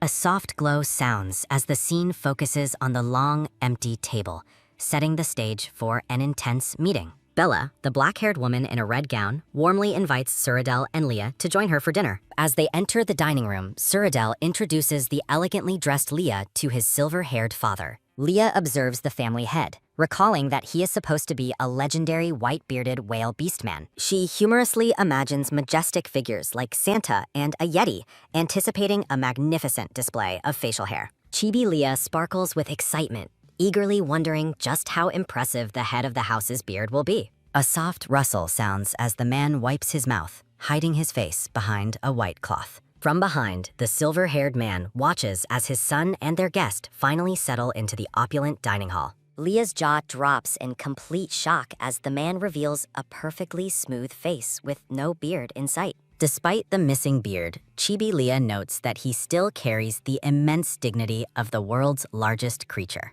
The man introduces himself as Primo, noting that Bella mentioned Leah is another whale beastman just like her. Leah performs a polite bow, formally introducing herself while struggling to hide her inner surprise at his appearance. A quiet hum sounds as Primo looks at her thoughtfully, his expression calm yet deeply observant. Suradel pulls out a chair for Leah while Primo continues to watch her with an uncomfortably intense gaze. Leah grows nervous under his scrutiny, feeling like his eyes are burning holes right into her face. Suradel notices the tension and gently scolds his father for making Leah feel uncomfortable during their meal. A warm laugh sounds as Primo apologizes, explaining it has been decades since he saw another whale beastman. Leah's thoughts wander to the tragic rarity of their kind, questioning what could have caused their numbers to dwindle. Narration explains species diversity within beastman families, highlighting those that represent only a single unique animal species. Curious and cautious, Leah asks if a specific event led to the current scarcity of whale beastmen.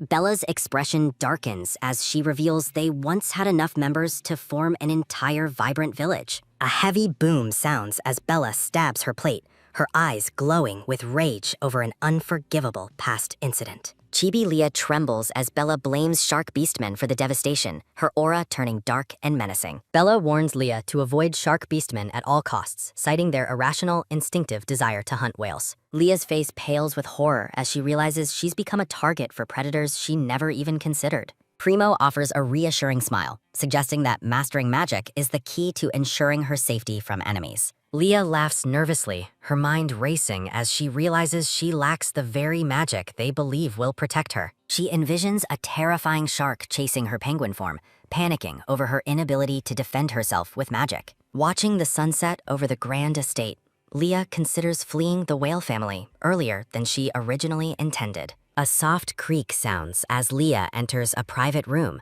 feeling hesitant about being called for a late meeting. Primo stands looking out the window, apologizing for disturbing her rest but needing to address a pressing matter. His gaze sharpens as he turns to her, stating there is one crucial thing he must confirm immediately. A heavy silence falls as Primo bluntly asks Leah if she is actually a whale beastman at all. A quiet hum sounds as he notes that her panicked reaction is all the proof he needs to be right. Leah stands frozen in terror, her face turning blue with the realization that her biggest secret has been exposed. She desperately asks how he knew, as the image of the beautiful, black-haired Bella floats behind her. Primo laughs, claiming his absolute love for Bella allows him to know every tiny detail about her unique species. Leah remains tense as Primo asks if she has even learned how to revert to her animal form yet. He tells her to come closer, and Leah flinches, her body stiffening as he reaches out toward her. Primo explains that he trusts her intentions simply because of how kindly she interacts with his son, Suradel. A soft throb sounds in Leah's heart, moved by his unexpected kindness despite the deception she's maintained. A magical slide sounds as Primo summons a glowing golden seal, preparing to test something about her nature. A sharp gasp sounds as golden light envelops Leah, leaving her bewildered by the sudden magical display. A soft rustle sounds as Primo pulls back, his eyes widening in genuine surprise at what he's discovered. He bursts into hearty laughter, delighted by the mystery and asking what kind of creature she truly is. Primo confirms she definitely isn't a whale and curiously asks what specific kind of magic she has used. He explains that whales naturally attract mana, making the empty air around her a clear sign of her identity. A thoughtful hum sounds as Primo wonders if Leah possesses her own unique magical abilities instead. Leah is stunned by the suggestion, but Primo advises her to seek the truth from Suradel alone. With a cheerful thumbs up, Primo insists that Suradel is the only one who can help her understand. Leah looks shocked as he promises to keep her secret safe from Bella,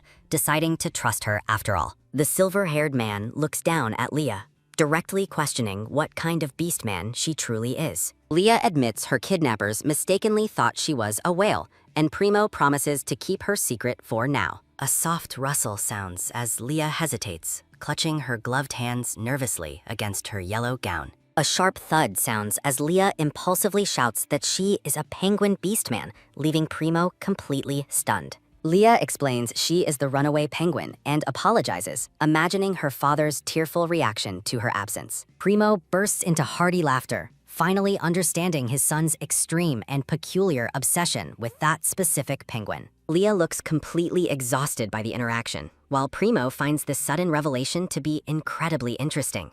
A heavy silence falls as Primo's expression turns serious, calling out for Leah to wait before she leaves. Leah freezes in fear, her face turning pale as she wonders why his demeanor suddenly became so stern. Leah panics, imagining Primo telling a terrifying Bella about her lies, leading to a dark and painful confrontation. A warm laugh sounds as Primo reveals he just wanted her to call him by his name instead. Primo winks playfully, holding up a finger while suggesting she use an even more familiar and intimate title. Leah reacts with shock, realizing he is hinting at the title a daughter-in-law would use for a father-in-law. A soft hum sounds as Chibi Suradel worries about Leah, hoping her meeting with his father is going well. Leah firmly draws the line, rejecting the familiar title, while politely informing Primo she is taking her leave. Leah walks away with a sigh of relief, glad that she won't be kicked out despite his teasing. A sharp click sounds as the doors close, leaving Primo alone to ponder the unexpected turn of events. Primo rests his chin on his hand, musing that things have truly become interesting with Leah's arrival. A soft glow sounds as Primo recalls the magical test,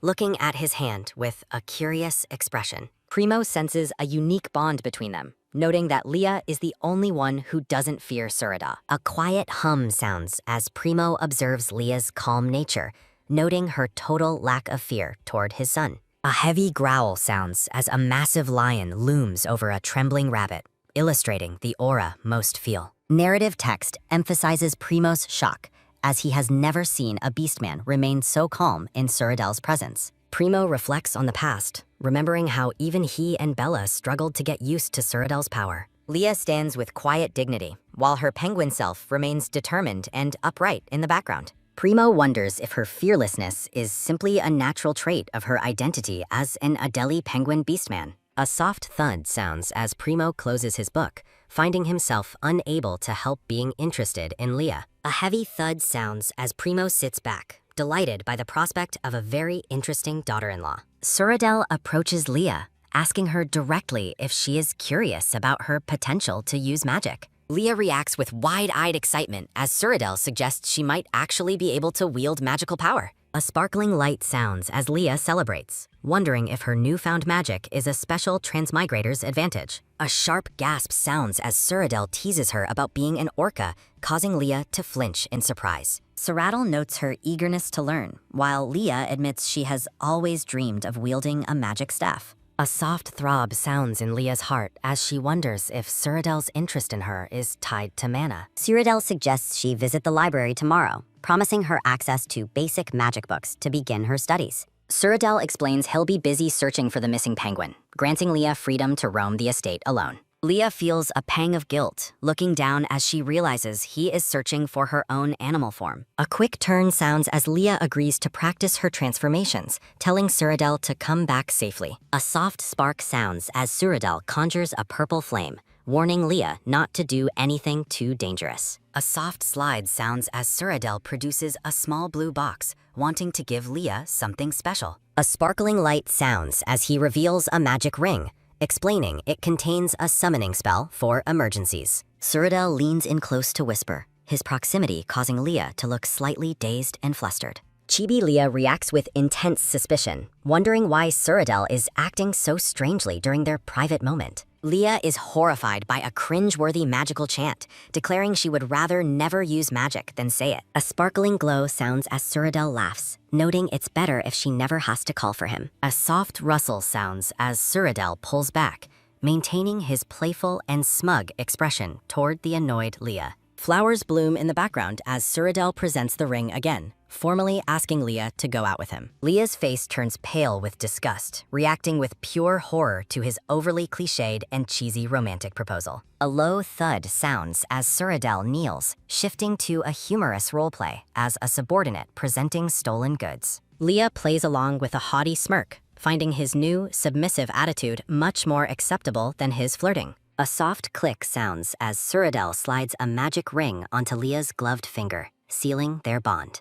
Leah watches in wonder as the ring shrinks for a perfect fit, while Cyrodiil beams with pride. Leah narrows her eyes with deep suspicion, questioning if Cyrodiil is attempting to pull another elaborate prank. Cyrodiil's expression softens into genuine concern, gently instructing Leah to seek him out immediately if she feels unwell. A soft throb sounds in Leah's heart as she realizes Cyrodiil is truly and sincerely worried about her. A soft thud sounds as Cyrodiil places his hand on Leah's forehead, checking for a fever with tenderness. A quiet hush falls over the room as a startled voice calls out Leah's name in the silence. A soft spark sounds in Cyrodiil's heart, his face flushing a deep red as the atmosphere becomes romantic. Leah stares blankly as Cyrodiil continues his wellness check, confirming her temperature is normal despite her flustered state. Chibi Cyrodiil insists Leah is running hot, while Chibi Leah counterclaims that his own hands are simply freezing. Cyrodiil smiles radiantly, admitting he enjoys Leah's warmth and wishes to remain close to her a bit longer. A sharp thud sounds as Leah pushes him away, mortified by his casual delivery of such incredibly embarrassing lines. A heavy clatter sounds as the carriage speeds away from the estate, signaling Cyrodiil's departure for the day. Leah sits alone, realizing Cyrodiil left for the magic tower while she mentally calls him an idiot for searching. Leah reflects on the previous night when a fever caused her to revert to her vulnerable penguin form. A soft rustle sounds as Leah recalls her unstable transformation, feeling psychologically weak whenever her animal form takes over. Looking out at the vast room, Leah feels the weight of loneliness now that Cyrodiil isn't by her side. A quiet hum sounds as Leah laments how her discovery of animal transformation led to this complicated situation. A quick tap sounds at the door as Hanyu announces his arrival, and Leah invites him inside. Hanyu enters with a massive sack over his shoulder, prompting an intensely curious Leah to ask about its contents. A heavy thud sounds as Hanyu drops the sack, admitting he resorted to force after persuasion failed. Leah's face pales with horror as she begins to suspect the grim contents hidden within the large bag. Leah screams in terror as the bag shifts, while a cheerful Hanyu remains oblivious to her rising panic. A sharp gasp sounds as Ypres crawls out of the bag, leaving Leah to shout her name in shock. Leah stands frozen in total disbelief as Hanyu celebrates his successful delivery with a proud, laughing pose. Leah cries out for Ypres again, her mind racing at the sight of her friend being kidnapped in a sack. A soft scuff sounds as Leah rushes toward the disoriented maid, desperately checking to see if she is all right. A heavy roar sounds as a vengeful Ypres lunges at Hanyu, her eyes glowing red with murderous intent. Leah panics as Ypres attacks Hanyu, apologizing profusely for the guard's extreme and violent methods of transportation. Ypres seizes Hanyu by his collar, demanding to know why a whale beastman like him was hunting her. With a fierce glare, Ypres vows to find Leah as soon as possible, refusing to let Hanyu escape. A heavy silence falls as Leah stands awkwardly by, sweating as she wonders how to reveal the truth. Leah asks who the newcomer is, leading Ypres to turn and face her with a sharp, suspicious look. Leah points to herself, declaring she is actually Adelius, the very penguin they have been searching for all along. Ypres turns away in disgust, dismissing Leah's claim as absolute nonsense while hoping they never meet again. Leah grabs Ypres, reminding her of the secret they shared behind her father's back to prove her identity. A soft crash sounds as Leah recounts taking the blame for Ypres' many mistakes with potions and magic circles. Chibi Leah poses as a cool hero while Ypres weeps with gratitude, further confirming their shared history. Leah smirks deviously, threatening to reveal secrets about ex-boyfriends and weaponized parasols if Ypres doesn't listen. Ypres screams in agony, clutching her head, and begging Leah to stop revealing her most shameful secrets. A soft gasp sounds as Ypres looks Leah in the eyes, finally beginning to believe the impossible truth. Leah crosses her arms with a cold expression, mocking Ypres for her earlier rudeness and lack of recognition. Ypres burst into tears, finally recognizing Leah by her uniquely difficult personality as she covers her face. Ypres wonders how a gentle girl turns so fierce, imagining a muscular penguin while chibi Leah looks annoyed. A soft throb sounds in their hearts as they embrace, Leah apologizing for the worry caused by her disappearance. A sharp clang sounds as Hanu drops his sword, standing in the doorway in a state of total shock. Hana's face turns blue with realization as he finally understands that Leah is a penguin, not a whale. A dark aura surrounds Leah and Ypres as they order Hanu to be dragged inside for his punishment. A soft sob sounds as Hanu kneels in repentance, his hands raised in surrender after his massive mistake. Leah asks Ypres about Suradel's father, while the pink-haired maid confirms his name is Reynos. A chilling flashback reveals Primo looking like a walking corpse while the magic tower falls into absolute chaos. Ypres questions if the shady whale kidnapped Leah, while Chibi Suradel looks on with a smug grin. Leah reflects on her lack of options, her penguin spirit lingering as she admits she had nowhere to go. Ypres urges Leah to return to the magic tower together, her expression filled with genuine concern for her. Ypres insists Reynos wouldn't hate Leah for being a beastman, revealing her own identity as a minotaur. A flashback shows Ypres lying about translating penguin language just to secure a job at the estate. Leah turns away with a cold shoulder as the pink-haired maid calls out to her in desperation. Ypres questions how Leah speaks so fluently if she has only been a human for a short time. A sharp gasp sounds as Leah realizes she might have revealed too much about her true human nature. Leah explains her advanced thoughts, while Chibi Leah notes she is actually a human from another world. Leah resolves to be more careful now that two people know her secret, while Ypres scolds Hanu behind. Hanu notices Leah's unique hair pattern and begins to suspect she is someone much more important. A chibi memory shows Primo warmly welcoming Leah despite her physical differences from his wife, Bella. Ypres declares her unwavering loyalty, vowing to quit the tower and follow Leah to the whale estate. Hanu scoffs at his sister's chances of being hired by the whale family, sounding incredibly smug. A heavy thud sounds as a cloud of dust rises from the siblings brawling behind an annoyed Leah. Leah considers the situation, realizing that Hanu being the one to catch her might actually be beneficial. Leah's thoughts linger on the trustworthiness of the siblings and Primo's willingness to keep her secret. Determination shines in Leah's bright blue eyes as she decides on her next critical course of action. Ypres and Hanu continue their comical fight in the background while Leah prepares for the future. A new day begins at a lush green mountain range, the site of the upcoming hunting competition. Leah plans to rescue the injured male lead, Theodore, who appears bloodied in her mental vision. Leah notes that the original story's protagonist, Anemone, should have been the one to step forward. Ypres explains that Anemone is currently searching for a fiery-eyed penguin, showing a funny drawing of Leah. Leah worries about the risk of Theodore imprinting on her if she is the one to save him. The scene shifts to a heavy brown sack resting on the floor of Leah's private room. A sudden gasp sounds as Leah unexpectedly reverts to her penguin form while resting in her bed. Penguin Leah panics and paces the floor, terrified because a maid is scheduled to wake her up soon. A quick tap sounds at the door, sending Penguin Leah into a state of total wide-eyed panic. Suradel stands at the door with a calm expression, unaware of Leah's current animal transformation. A terrified scream escapes Penguin Leah as she hears Suradel decide to enter the room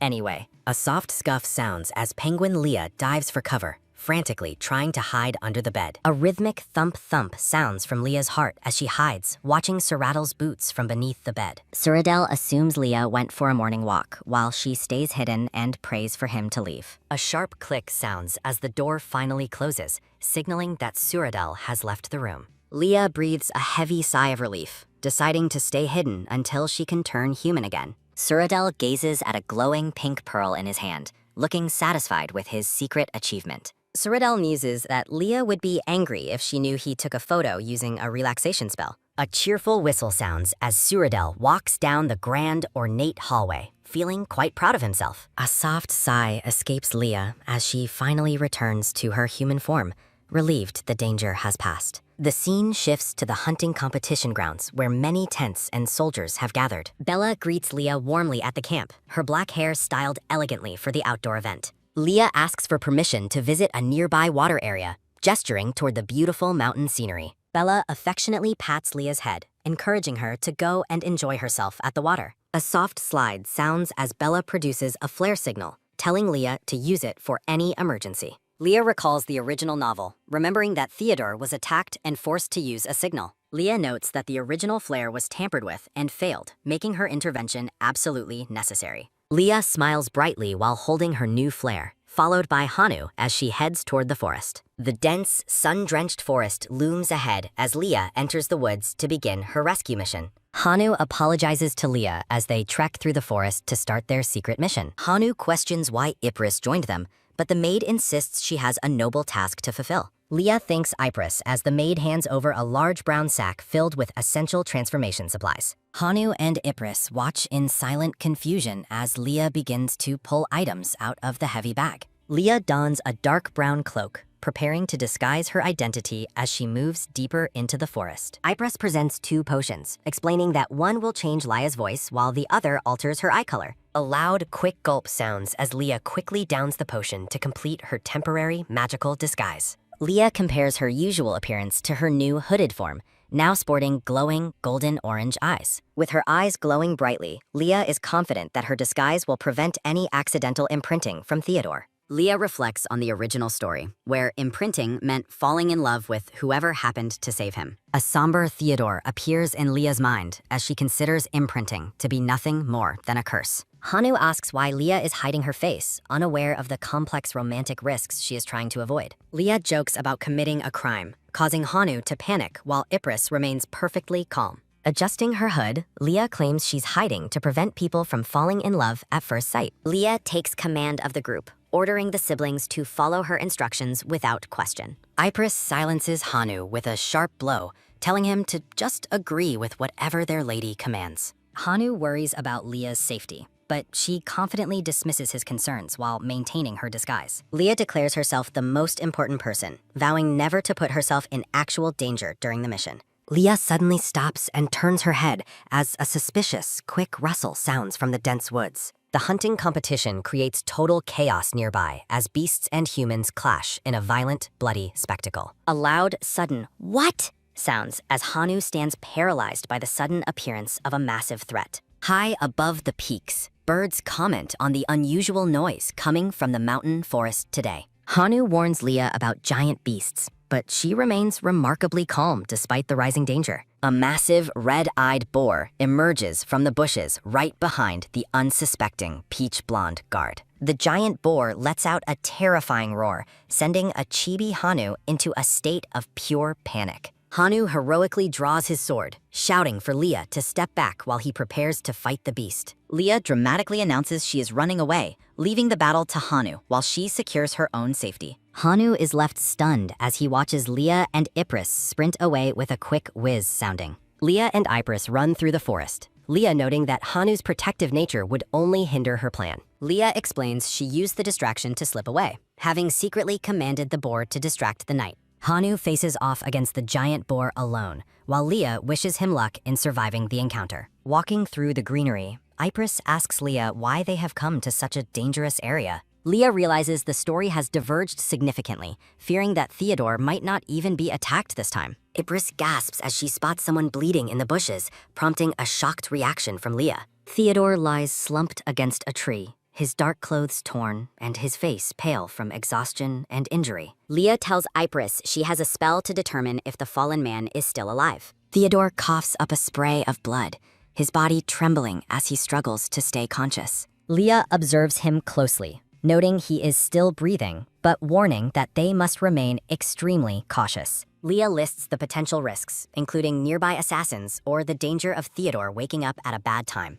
Leah decides to move in and check on him personally, signaling her intention to the worried maid. Ypres looks at Leah with a soft, supportive smile, trusting her lady's judgment in this critical moment. Leah and Ypres share a quiet look of mutual understanding before proceeding with their risky rescue. Leah reflects on why main characters often hide their secrets from those willing to die for them. Leah's golden eye shines as she considers the possibility of revealing the truth to her loyal companions. Surrounded by flowers, Leah looks momentarily surprised as she steels her resolve for the task ahead. A death flag warning appears as Leah questions what will happen once they leave the forest safely. Ypres asks if Leah will be okay, and Leah covers her face while deciding to save the man. Leah approaches the injured Theodore, her dark hood obscuring her face as she enters his field of vision. Theodore groans in pain, his state suggesting that he has been poisoned in addition to his physical wounds. Leah reflects on her past life spent in hospitals, feeling oddly prepared to handle such a grim sight. Disguised in her dark cloak, Leah decides to use the elixir she took from Cyrodiil to treat the injury. A soft drip sounds as Leah carefully pours the red elixir over Theodore's blood-soaked wound. A brilliant whoosh sounds as Theodore's body glows, the magical elixir beginning to close his deep wounds. Leah is impressed by the elixir's effectiveness, noting that only the detoxification of the poison remains. Theodore suddenly snaps awake and seizes Leah's arm, his eyes sharp as he questions her actions. Offended by his aggression, the hooded Leah asks if this is proper gratitude for saving his life. Theodore stubbornly rejects her help, prompting Leah to command him to drink the rest of the elixir. Leah's patience wears thin as she mentally insults the ungrateful man while maintaining her stoic disguise. Leah recalls the difficulty of obtaining the elixir, remembering how she had to beg Cyrodiil for it. She reflects on her morning struggles, from nearly being discovered by Cyrodiil to abandoning her guard, Hanu. Overcoming her annoyance, Leah forcefully grabs Theodore, determined not to let his arrogance result in his death. A quick glug sounds as Leah pours the rest of the elixir directly into the stunned man's mouth. With the task finished, Leah steps back while Theodore coughs, his life now successfully out of immediate danger. Theodore wipes his mouth, realizing the liquid wasn't poison as he stares at the hooded woman in silence. A sudden, firm grab sounds as Theodore reaches out for Leah's gloved hand, pulling her closer. Surrounded by a romantic floral aura, Theodore gazes intensely into Leah's golden eyes, his expression uncharacteristically soft.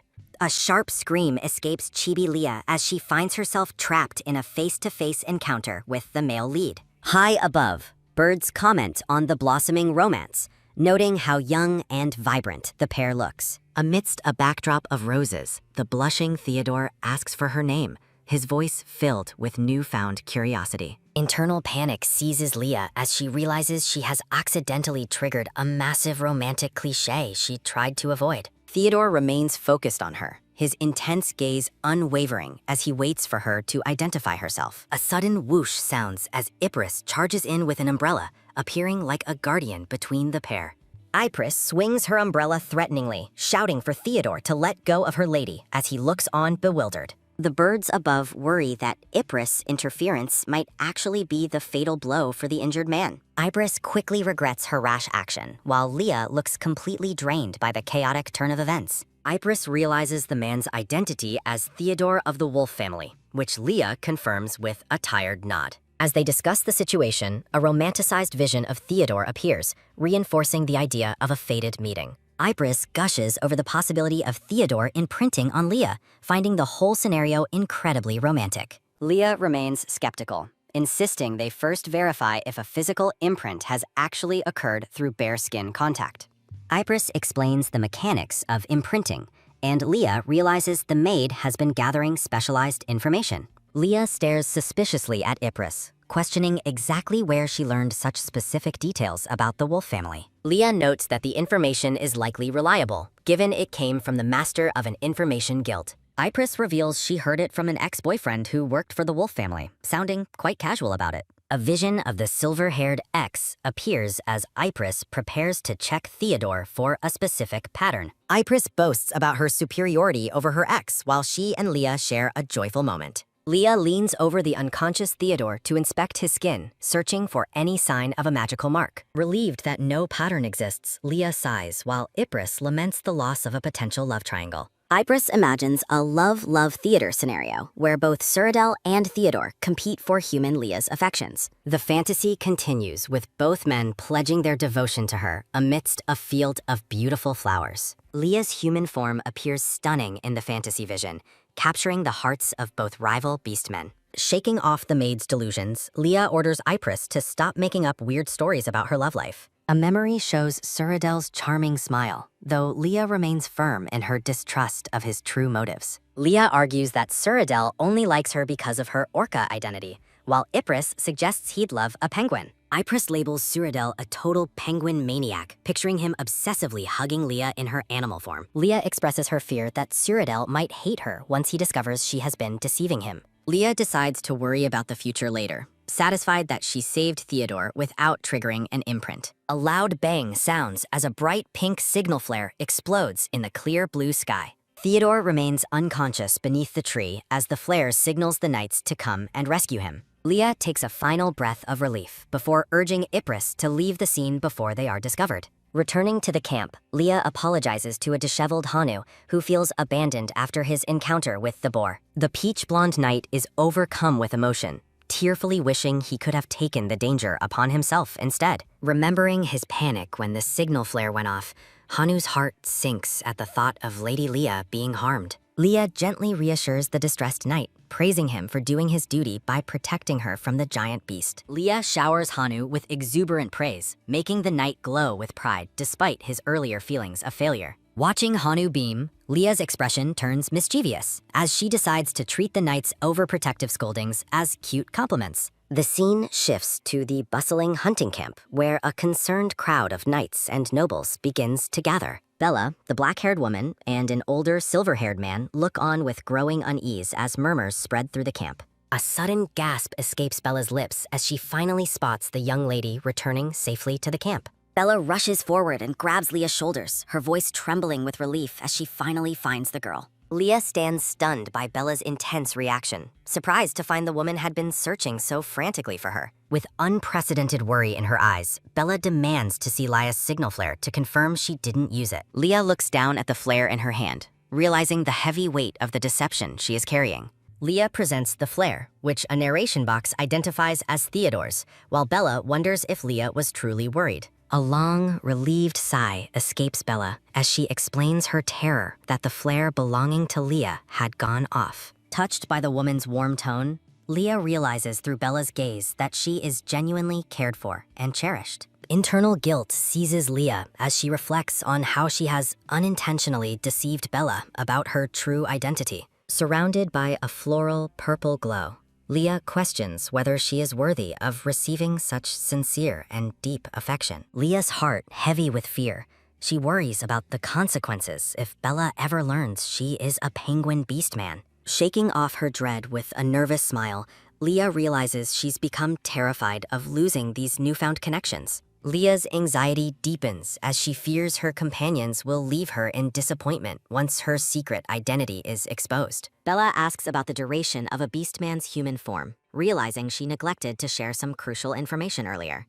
A chibi Leah looks distressed as she recalls being forced into her animal form earlier that very morning. Bella suggests traveling to the whale family's territory for Leah's comfort, unaware of the internal panic this causes the girl. Leah's mind screams for help, knowing the head of the whale family would instantly recognize her true penguin identity. Cyrodiil suddenly appears with a bright, cheerful expression, announcing his intention to join them on their journey. Bella sternly orders Cyrodiil to stay behind, ignoring his playful pouting as he calls her by an affectionate name. Cyrodiil begs to come along, while Leah glares at him, silently demanding he honor his promise of secrecy. A memory of Cyrodiil promising to keep her secret flashes by, though Leah remains deeply suspicious of his motives. A sharp command to move aside rings out through the dense, sunlit greenery of the mountain forest. Knights race through the camp carrying the unconscious Theodore on a stretcher, calling urgently for the medical team's assistance. The crowd of onlookers watches in stunned silence as the bloodied and broken male lead is rushed toward safety. Speculation runs wild among the witnesses, who suspect Theodore was the victim of a calculated ambush rather than animals. Leah, Bella, and Cyrodiil observe the chaos, noting the large bruise marking Theodore's forehead from his encounter. Theodore lies unconscious in a bed of white roses, while a chibi Leah notes the bump's surprisingly large size. The scene shifts to a lavish, sun-drenched bedroom as a thought bubble reflects on the interrupted hunting competition. Hanu explains the gravity of the attack, while Leah inspects her reflection in the mirror, dressed in formal attire. Leah feels a wave of relief that Theodore is safe despite the rumors of a terrifying blunt weapon attack. Leah turns to find Cyrodiil standing amidst a sea of blue flowers, his presence commanding her immediate attention.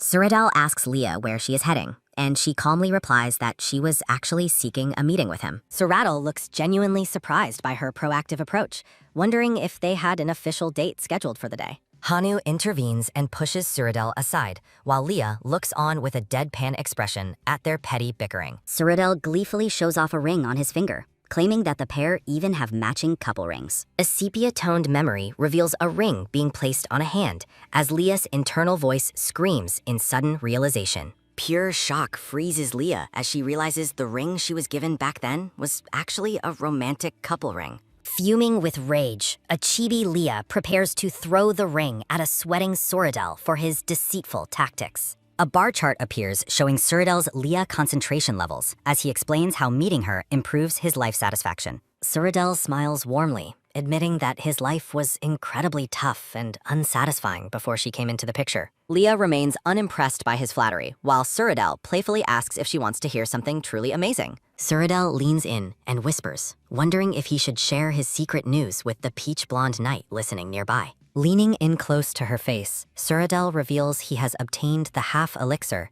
and offers her a look. Hanu stands alone in the brightly lit hallway, his internal voice confirming his readiness to serve his lady. Cyrodiil gently touches Leah's dark hair, admitting his fascination with the color that reminds him of his own mother. Leah looks skeptical, questioning if Cyrodiil orchestrated this entire situation just to have a reason to touch her hair. Blushing slightly, Cyrodiil assures Leah of his dexterity and promises to handle her hair with the utmost care. A soft rustle sounds as Cyrodiil's fingers glide through Leah's long tresses amidst a romantic floral background. A gentle slide sounds while Leah notes Cyrodiil's unexpectedly careful touch, wondering why he treats her hair so delicately. Cyrodiil presents Leah with intricate white braids, looking delighted by the stunning result of his careful handiwork. Beaming with pride, Cyrodiil expresses his immense satisfaction at being able to style Leah's hair with his own hands. Surrounded by shimmering light, Cyrodiil's unwavering affection shines through his warm and tender gaze toward the stunned girl. A thought bubble reflects on the potential irrationality of believing that Cyrodiil's deep affection for her will never change. Leah clenches her dress in anxiety, fearing Cyrodiil's feelings will vanish once he learns she is not actually a whale. Chibi Leah and Ypres share tea while Leah struggles to remember which family was responsible for the attack on Theodore. Leah resolves to investigate Cyrodiil's true identity,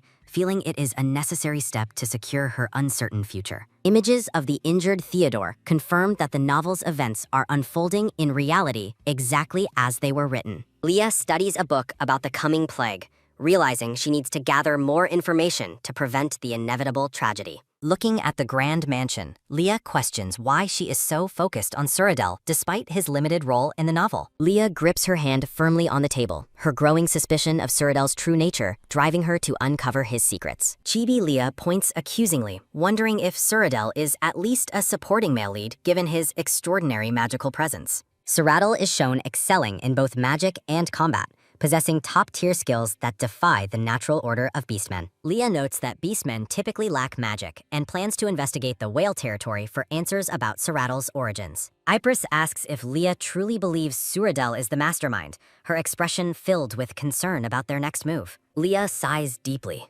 admitting she simply feels something is fishy and wants to verify her deep suspicions about the man. Cyrodiil stands unaffected before massive predators, illustrating the natural fear he commands within the hierarchy of the Beastman world. Chibi Cyrodiil asks for a date while Leah looks annoyed, dismissively labeling his persistent behavior as that of a stalker. Ypres explains that beastmen feel an instinctive fear towards Cyrodiil, though Leah admits she remains completely unaffected by it. Chibi Penguin Leah stands defiantly against fearsome beasts, claiming she was never afraid of Cyrodiil or any other beastman. Ypres has a sudden realization that the Adelie penguin's special trait in this world is actually not feeling any fear. A monstrous penguin screams that fear has no effect on it, reinforcing its reputation for being incredibly and dangerously fearless. Leah dismisses the fear theory, while Ypres looks dejected, leaving the mystery of Leah's unique mana completely unresolved. A thought bubble recalls Primo's fascination with Leah's mana, a trait that is rarely found in any living beastman. A memory shows the silver-haired Primo marveling at Leah's mana, suggesting it is her true and most special trait. Leah focuses on gathering as much information as possible to prevent the plague and save her father from his fate. A sudden grab sounds as Ypres takes Leah's hands, her expression determined to support her lady through the coming trials. Ypres leans across the tea table and holds Leah's hands, her gaze burning with a newfound sense of protective purpose. Ypres vows that she will not let her companions die, her face full of resolve as she commits to the mission. A sudden throb sounds as Leah looks surprised by Ypres's intensity, touched by the maid's sincere and deep affection. A hooded, eccentric figure with glasses appears, representing the rumored secret master they might need to find for information. Russ notes that finding such a legendary person would be like catching a star, emphasizing the task's extreme difficulty. Russ looks toward the window with a serious expression, mentioning that that person would likely know about many people. Russ suggests they go and meet this mysterious individual, her gaze turning firm as she considers the implications of the visit. Leah reacts with shock, questioning Russ about the identity of that person and their potentially complicated secret connection. Ypres closes her eyes with a tired sigh, explaining that she must live up to the trust Leah placed in her. A vision shows the deep bond between the penguin and the maid, symbolizing their enduring and incredibly faithful partnership. Leah's eyes sparkles with newfound determination as she realizes she is ready to face the challenges ahead with her companion. Leah and Russ share an emotional hug as Leah realizes she had forgotten there was someone who truly loved her. A thought bubble emphasizes Leah's realization that Ypres has always loved her, regardless of her physical appearance or identity. Leah clings to Russ, overwhelmed by the sincere and unwavering affection the maid has shown her throughout their journey. Russ laughs warmly during their embrace, her heart full of joy at the deepened bond of trust between them. The two share a tender moment surrounded by roses, looking at each other with mutual respect, warmth, and love. Russ walks briskly down the stone hallway, her meticulous side showing as she prepares to execute their next plan. Seratel explains his desire to stay close to Leah, noting how her recent anxiety and fidgeting have caught his attention. Russ is visibly startled, her profile tensing as a sharp gasp escapes her at Seradel's sudden and unexpected arrival. Seratel casually asks Russ if she has abandoned her search for her master, his relaxed posture contrasting with her stiff surprise. Standing amidst falling petals, Seratel questions the maid's dedication to her former master with a knowing, playful smirk. Russ is bewildered by Seradel's sudden appearance, wondering how he managed to arrive so quickly and silently behind her. Seratel laughs off the idea of searching for the master, making it clear he has no intention of following that path. Chibi Leah and her penguin counterpart react with exaggerated shock to the claim that his presence by her side was obvious. A frantic thought bubble expresses deep concern about the consequences should Leah discover the secret conversation currently taking place. Russ asks when Seratel will leave the magic tower, only for him to reveal he resigned to protect Leah's secret identity. Seratel offers to install Russ as Leah's personal maid at the whale house, extending an inviting hand toward her. Russ remains deeply suspicious, questioning Seradel's true motives and why he is suddenly so eager to provide such significant help. Seratel looks down with a gentle, sincere expression, noting that Leah's recent anxiety is what truly drives his protective actions. A moment of reflection suggests that Seradel's tender gaze while speaking of Leah might actually be genuine and heartfelt. Despite the lingering uncertainty, Russ resolves to remain by Leah's side for the time being to ensure her safety. Russ agrees to the plan, but Seratel quickly silences her, insisting that their meeting must remain a secret from Leah. Russ grumbles about the difficulty of keeping secrets from her lady, though Seratel seems largely unconcerned by the potential fallout. Seratel whispers a teasing hypothetical, wondering how Leah would react if she knew he was already aware of her penguin identity. Russ is struck by the image of a flustered penguin Leah, finding the idea of her embarrassed reaction incredibly adorable. The two strike a secret deal, with Seratel requesting a vivid testimony and a photo if Leah's secret ever comes out. A horse-drawn carriage rattles through the cobblestone streets of a bustling town as the group continues their journey. Leah reflects on the long distance to their destination, noting that an ex-boyfriend would naturally want to stay far away. Russ claps her hands in a sudden realization while sitting beside a peach-haired knight in the moving carriage. Leah expresses concern over Theodore's mysterious seclusion since the competition, doubting he will attend the upcoming succession ceremony. Chibi Russ gleefully announces she hasn't given up on her goals, leaving Leah confused about what she is referring to. A romanticized vision of Leah between two suitors appears as Russ explains the powerful marking instinct unique to wolf beastmen. Russ prepares to share the origin myth of beastmen, her playful expression shifting as she prepares to reveal the ancient tale. Leah leans in with intense curiosity, wondering if this legendary story holds the key to the original novel's hidden plot. The narrative begins with the well-known legend that the very first beastman on the continent was actually a wolf. A flashback reveals a massive black wolf watching a blue-haired human girl as she peacefully gathers flowers in a field. The wolf makes a desperate pact with a demon to become human, successfully winning the girl's heart at a steep price.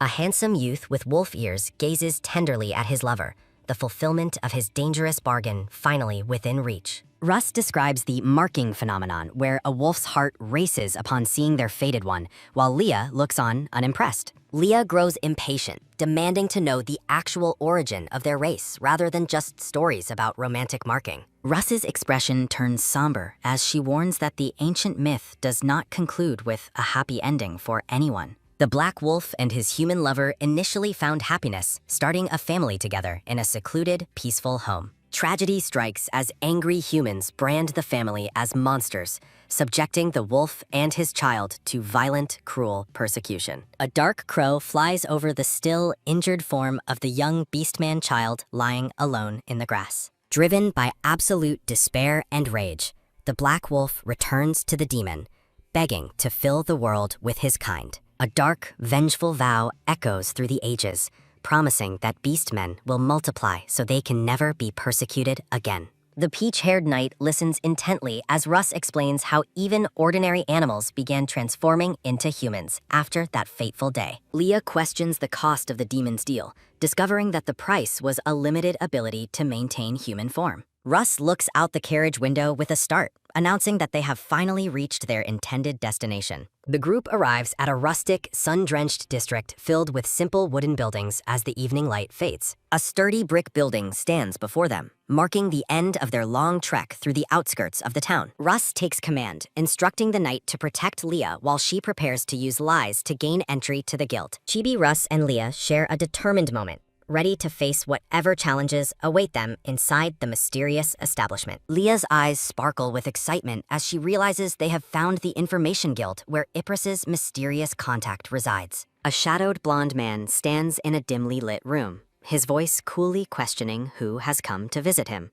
A burly, friendly bartender welcomes the group with open arms, offering drinks to the new arrivals in the lively tavern. The bartender's cheerful expression suddenly freezes in terror, a bead of sweat forming as he recognizes a familiar face among the guests. The group stands before the tavern entrance as someone inside expresses shock at their sudden and unexpected arrival. Ypres, known here as Russ, assumes a commanding posture and fiercely demands to be taken to Jack immediately. A steady, rhythmic thud sounds as Russ's yellow heels strike the wooden stairs while leading the group upward. A bearded guard blocks their path, insisting the servants stay behind, but Russ firmly identifies them as her own. Despite the guard's refusal, Russ demands to know if these restrictive orders came directly from Jack himself. A sharp flinch sounds as the guard nervously explains Jack's immense respect for Ypres, his face paling with visible dread. With a heavy sigh, the guard yields and opens a heavy wooden door to allow only Ypres to enter. A loud creak sounds as the door swings open,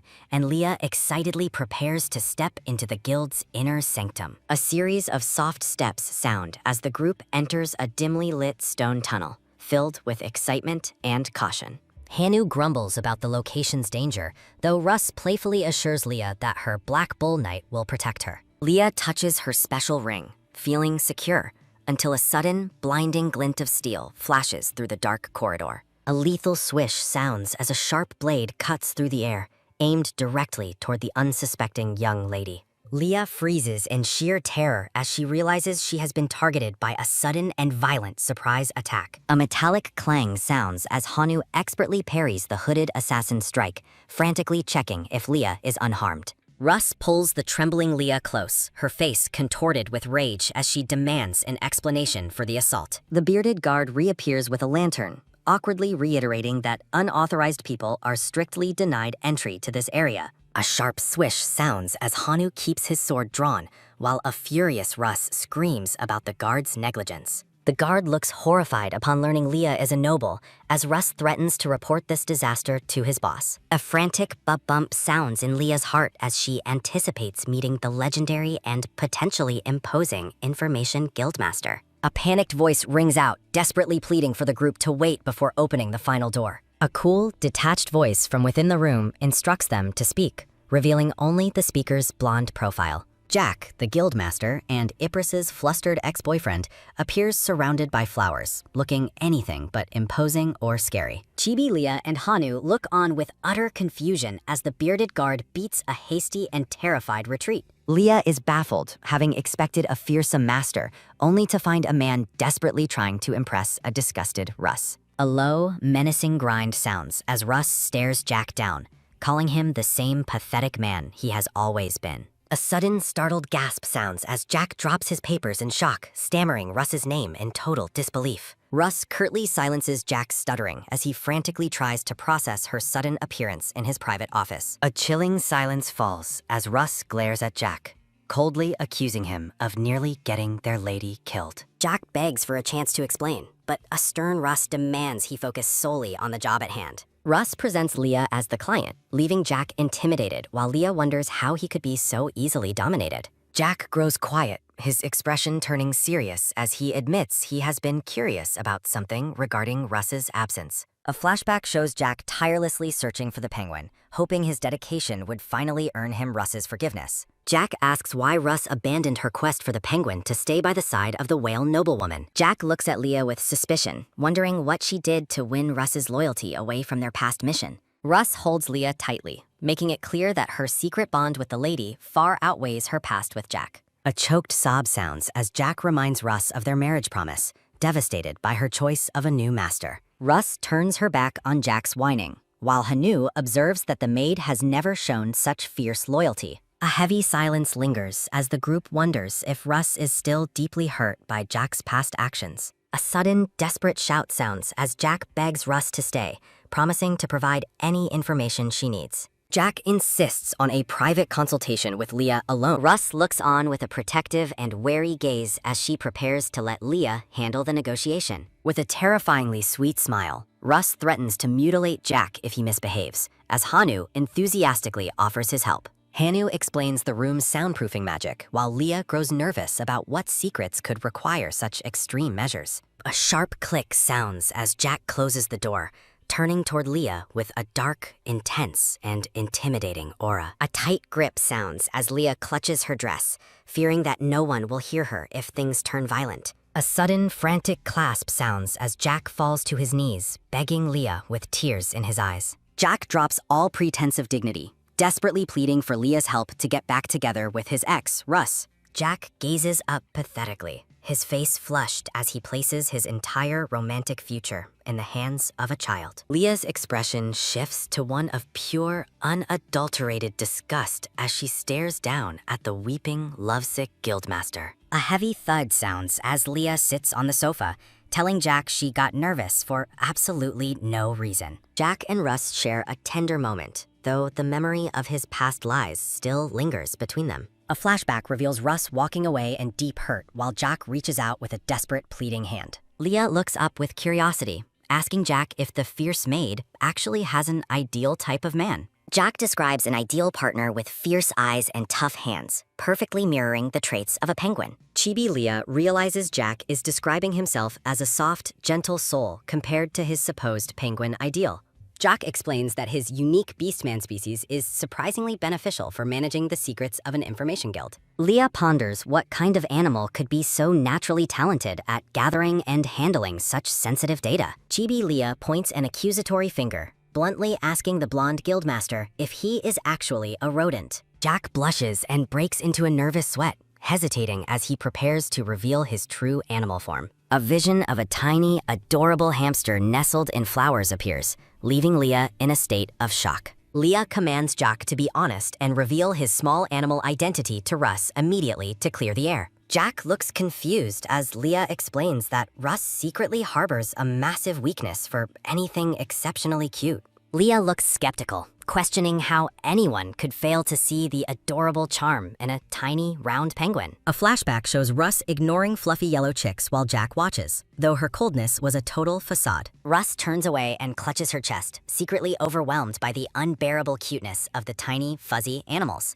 Leah gives a confident thumbs up, assuring Jack that his hamster form will win over the maid's heart instantly. Jack is hesitant to face Russ, so Leah offers an opportunity for romance in exchange for his guild's information. Jack eagerly agrees to the deal, promising to tell Leah everything if he can just speak to Russ again. Leah stands up with sudden intensity, asking for help finding a legendary raccoon beastman skilled in alchemical medicine. A mysterious man with wild hair is described as a talented raccoon alchemist who has completely vanished. Jack reveals that the elusive alchemist was last heard of residing within the territory of the powerful whale family. Leah realizes her path is clear, as she now has two urgent reasons to visit the whale family estate. A plump raccoon forages through the bushes, representing the hidden form of the skilled alchemist Leah seeks. A soft swish sounds as Jack hands over a folded map marking the raccoon beastman's last known location. A loud creak sounds as the door handle turns, signaling the end of their secret and productive meeting. Russ enters the room with a knight, her eyes widening in surprise to see Jack still in the office. Leah pulls Jack back for a brief moment, asking for one last favor before the formal meeting begins. Russ flinches, her face pale with visible dread as she prepares to confront her former lover once more. Jack gazes up with watery eyes and a flushed face, pathetically calling out to Russ as he begs. Russ lets out a soft huff and agrees to listen, acknowledging that Leah has been helpful to her lately. Leah steps in to mediate, explaining that Jack only hid his identity because he feared losing Russ forever. Russ looks away with a troubled expression, finally deciding to give Jack a chance to win her over. The tiny hamster jumps with pure, unbridled joy, celebrating the first step toward reclaiming his lost romantic future. Leah watches with a deadpan expression while Russ struggles to suppress her intense internal reaction to the cuteness. Hearts fill the room as Russ finally surrenders to her instincts, showering the tiny hamster with affectionate kisses. Night falls on a grand mansion as a narration panel sets the scene before the Eagle family banquet. A frustrated groan sounds as Leah grapples with her long, dark hair, which has become a tangled mess. Chibi Suradel happily braids Leah's hair, boasting about his high job satisfaction as her dedicated personal hairstylist. A rhythmic tap sounds as Leah walks through the blue-tinted hallway,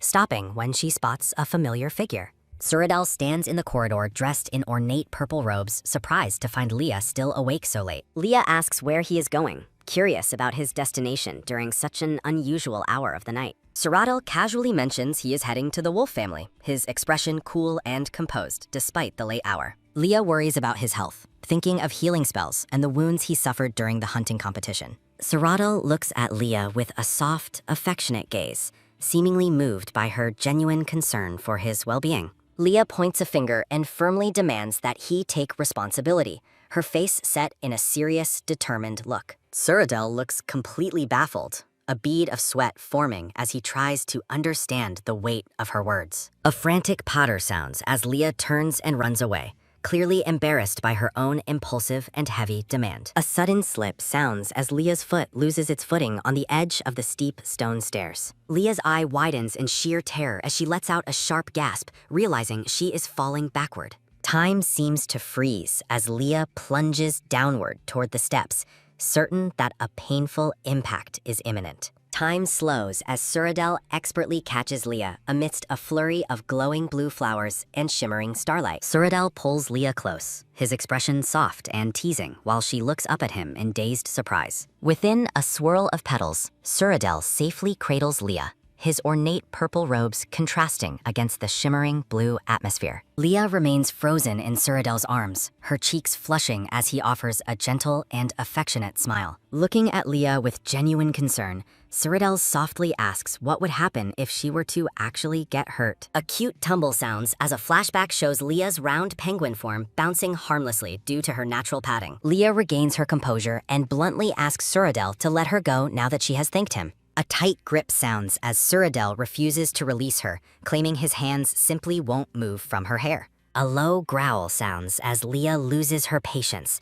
threatening to bite Suradel if he doesn't let go immediately. With a playful wink, Suradel leans in and dares Leah to bite his cheek instead of releasing her braid. A frantic wave sounds as chibi Leah lashes out at the silver-haired man, calling him a crazy idiot in frustration. Suradel ignores her protests to point out her messy hair, though Leah insists he just let her go already. Suradel admits his attempt to fix her hair failed and suggests calling a maid to handle the tangled mess. Leah reminds him she lacks a personal maid, prompting Suradel to offer an introduction to someone quite capable. Leah listens intently as Suradel describes a woman who formerly worked at the Magic Tower before joining his family. Suradel identifies the candidate as Ypres, Hanu's older sister, causing Leah to react with a look of stunned realization. A soft squeeze sounds as Leah realizes having Ypres as a maid is a golden opportunity to stay near Russ. Suradel continues his pitch, suggesting that Ypres will understand Leah perfectly, since they both belong to a beastman minority. Suradel assumes her silence is acceptance, noting that Ypres can arrive the day after tomorrow if he sends word. Leah is delighted by the plan, realizing she can finally be close to Russ, even while staying in Wales. Suradel's fingers linger on Leah's long, dark hair, his touch careful despite his earlier teasing and playful antics. A soft rustling sounds as Suradel continues to fuss over her hair, his expression hidden as he works. Suradel stands tall behind Leah, the pair framed by vibrant pink blossoms as he helps her with her appearance. Suradel playfully comments on Leah's fragrance, but she deadpans that he is simply terrible at discerning different scents. A sudden ba-dump sounds as Leah grows excited about a potential gift and the chance to see her father. Morning light spills through grand double doors, signaling the start of a new and very busy day at the estate. Leah sits at the breakfast table, her eyes wide with shock as she holds her utensils in frozen anticipation. Bella suggests that Leah attend the upcoming party as Suradel's partner, noting she hasn't been properly introduced yet. Leah's eyes light up as she considers the possibility of meeting her father, who occasionally attends Magic Tower parties. Leah enthusiastically agrees to go, her face beaming with joy at the prospect of the gift and seeing her dad. A silver-haired man joins the conversation, cheekily asking to dance with Leah next while Suradel watches with a blush. Chibi Leah admits she has never danced before, but Suradel quickly offers his help to teach her the steps. Bella smiles warmly, revealing she already ordered a dress for Leah in anticipation of their extremely busy schedule. A nervous gulp sounds as Leah finds Bella's intense, focused expression quite intimidating for the first time. The scene shifts to a magnificent, sun-drenched ballroom where noble guests mingle under massive, glowing crystal chandeliers. A rhythmic clock sounds as Leah walks forward in elegant pink shoes adorned with delicate, blooming roses. Suradel and Leah make a stunning entrance together, surrounded by a radiant backdrop of golden sunflowers and sparkling light. Leah looks graceful in her floral gown, though she internally reflects on how difficult the journey to this moment was. A chaotic montage of scrubbing, brushing, and dressing sounds as Leah recalls the intense effort required for her transformation. Leah glances around the crowded room, her expression turning somber as she realizes her father is nowhere to be seen. Suradel notices her distraction and asks if she is looking for someone, but Leah tries to dismiss her disappointment. Leah sadly assumes her father must be out searching for her, making it impossible for him to attend the party. Leah worries about how much time has passed and how anxious her father must be during her long absence. Leah considers her father's magical tracking abilities, wishing she were an animal again to make a secret return easier. A dark, brooding figure appears in the crowd, and Leah is stunned to recognize Theodore standing before her. Theodore glares with an intense, furious expression, his presence at the party catching Leah completely off guard. Theodore looms over Leah with a menacing aura,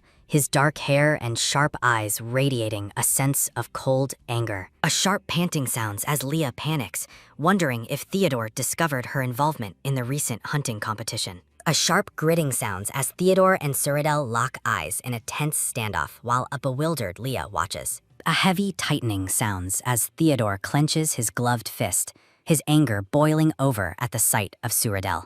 Theodore grits his teeth in frustration, his expression dark as he lets out a curse under his breath. Leah stares in wide-eyed disbelief at the sudden outburst, her thoughts racing in confusion as the chapter concludes. Theodore's anger boils over as he spits out another vulgarity, his face set in a deep, brooding scowl. Stunned by the heir's blatant hostility, Leah can only wonder what on earth just caused such a scene. A sharp swish sounds as Theodore turns away, leaving a bewildered Leah and Cyrodiil standing in the quiet hallway. Cyrodiil teasingly asks if Leah's mind has gone hazy after her injury, and she sheepishly admits he might be right. Leah looks concerned, asking Cyrodiil why he isn't upset that another family heir just insulted him and stormed off. Cyrodiil gestures dismissively, commenting that comparing the male lead to a mere ant is a bit harsh but manageable. Cyrodiil clarifies the nature of his visit, mentioning that he only came for healing magic and had received consent. A nervous bead of sweat falls as Leah remains troubled by the tense atmosphere and Theodore's strange behavior.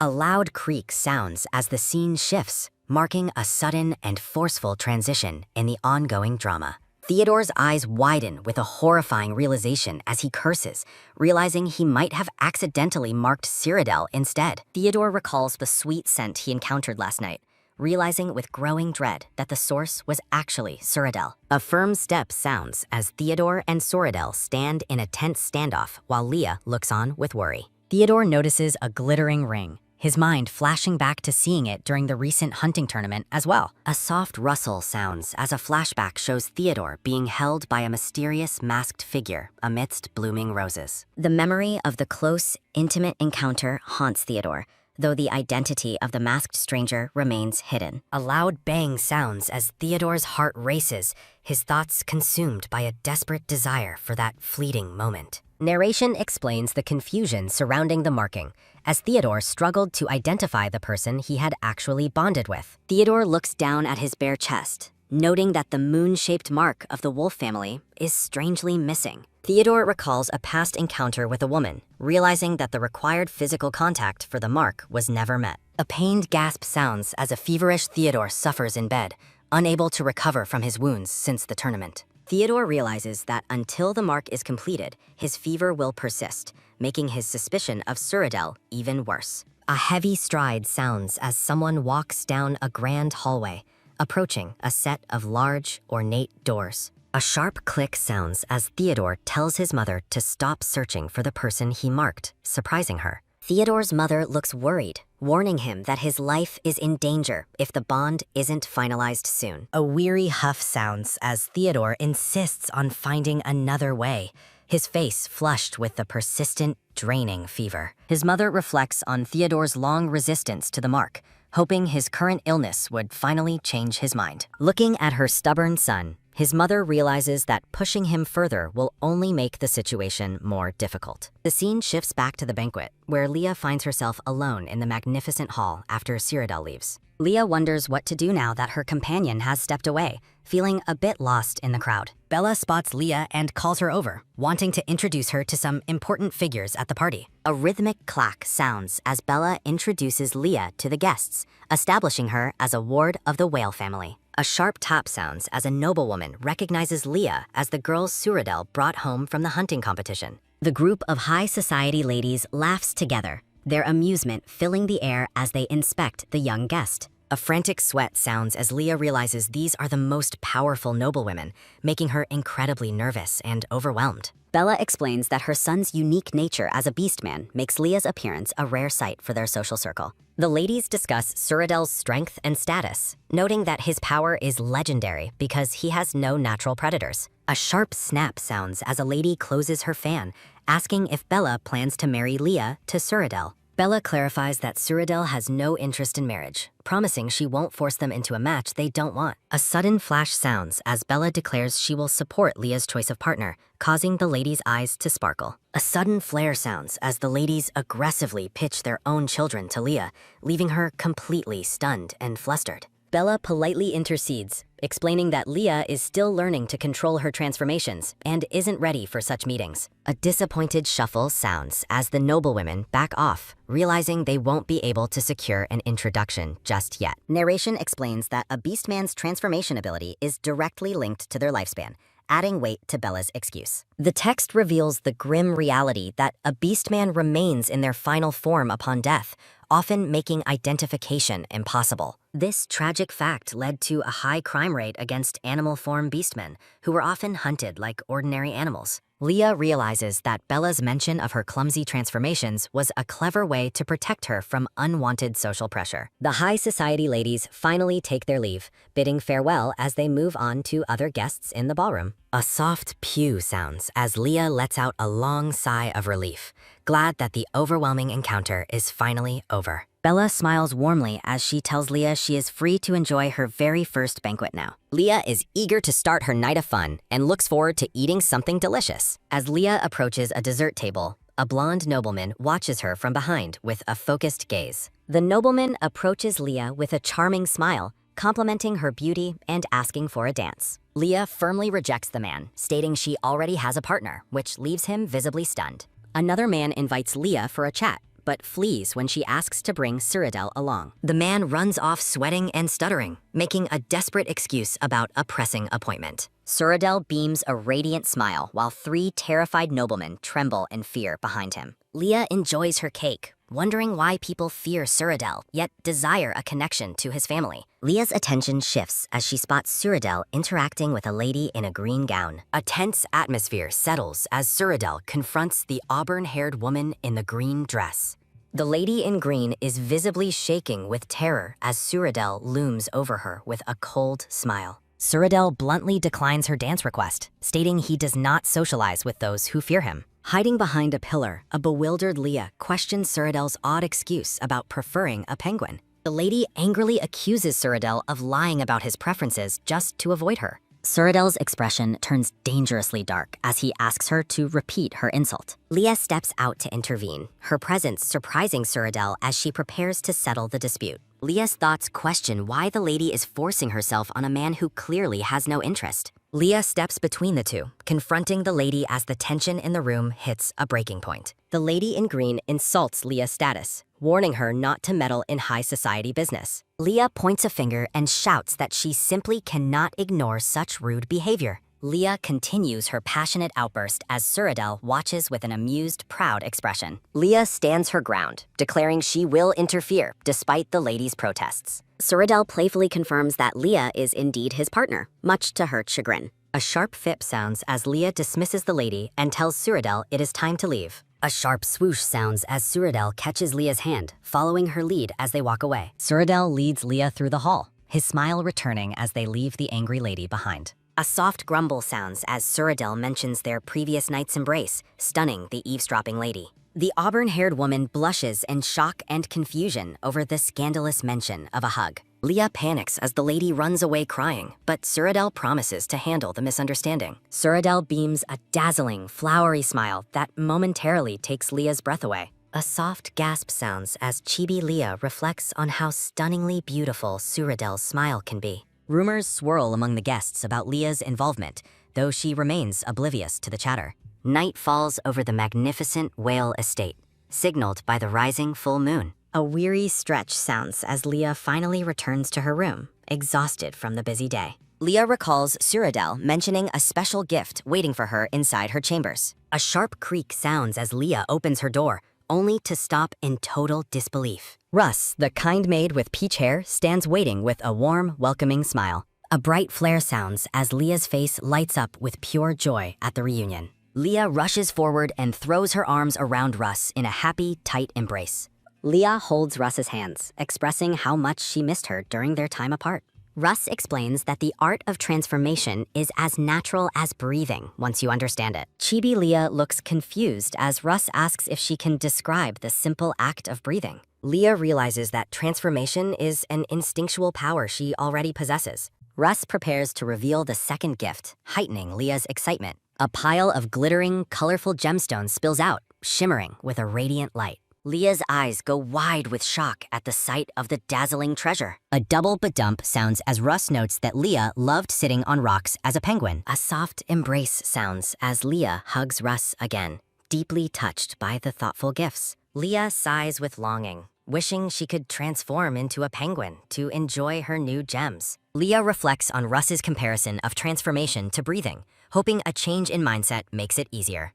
Concentrating hard, Chibi Leah's focus turns into a gloomy exhaustion as her attempts initially fail to yield results. Frustrated and panting, Leah struggles to understand why she cannot transform alone when she could previously at night. Leah squeezes her eyes shut, determined to reclaim her penguin form so she can finally enjoy her sparkling gems. A sudden, airy whoosh sounds as the room brightens, leaving Leah confused by the sudden shift in energy. Perched atop a pile of pink roses, a round blue penguin appears, looking around the room in total shock. Flap flap sounds as Penguin Leah waves her wings, utterly astonished that she successfully managed to transform on her own. A sharp click sounds as Leah notices someone approaching the door, hoping it is her kind maid, Russ. A heavy kerchuk sounds as the door opens, revealing Cyrodiil, while Russ celebrates Leah's genius in a mental flash. Entering with a bright smile, Cyrodiil asks Leah if she received the glittering gift he left in her room.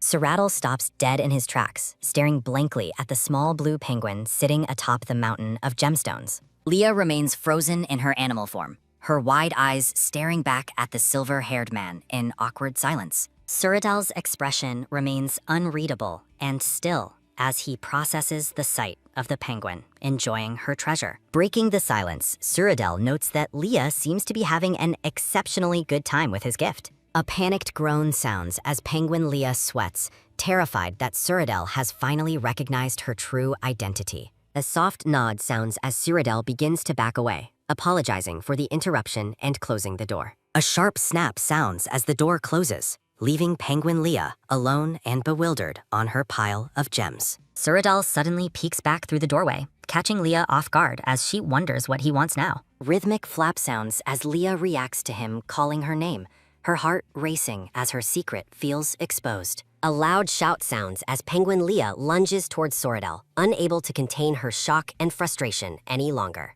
Cyrodiil catches the small bird with ease, lifting her up to eye level with a calm and knowing gaze. A firm lift sounds as Cyrodiil holds Leah steady.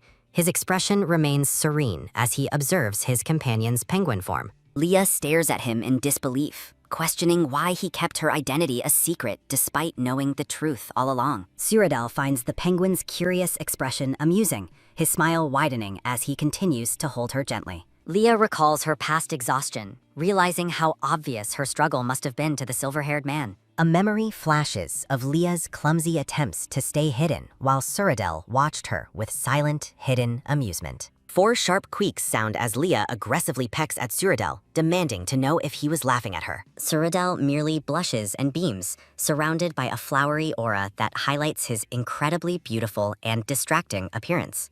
2 angry squeaks sound as Leah realizes Cyrodiil is using his charms to pretend he is innocent once again. Russ returns to the room, gasping at the sight of her lady in her adorable round penguin form. Russ's face flushes with a mix of shock and concern as she observes Leah's persistent animal transformation. Penguin Leah squawks loudly in response to the maid, who feels a wave of relief seeing her lady safe. A gloomy aura settles over Penguin Leah as she realizes she might not automatically revert to her human form. Leah worries that Bella might feel betrayed if she discovers the secret she has been hiding all this time. The image of a disappointed and stern Bella haunts Leah's thoughts, filling her with a deep sense of guilt. A shadow falls over Penguin Leah's face as she contemplates the weight of the lies she has told. A soft rustle sounds as Cyrodiil kneels down to eye level, his presence providing a strange sense of grounding. Cyrodiil speaks softly, questioning if Leah truly believes his mother would ever consider her to be a useless ward. A sudden, startled gasp sounds as Leah realizes Cyrodiil's words are meant to comfort her growing insecurities. Cyrodiil encourages her to think carefully,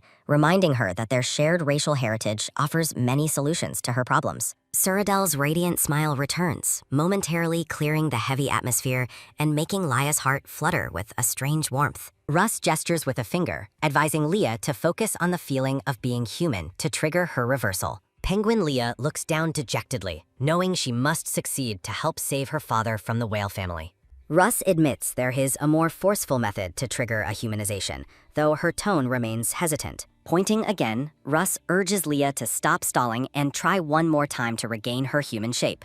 Leah lets out a defeated groan, feeling completely stuck in her penguin form despite the encouragement from her companions. Leah jumps up with a surprised squeak as Russ reveals the shocking secret behind the forced transformation method. An elegant vision of two deer and joined hands illustrates the deep physical bond required for the forced reversal. Penguin Leah's eyes go wide with realization as she finally understands the scandalous implications of the transformation ritual. A soft smooch sounds as a blue-haired man kisses the cheek of his daughter, the memory warming Leah's heart. Ypres suggests that skinship with Cyrodiil might be the key to transformation, leaving Penguin Leah completely baffled.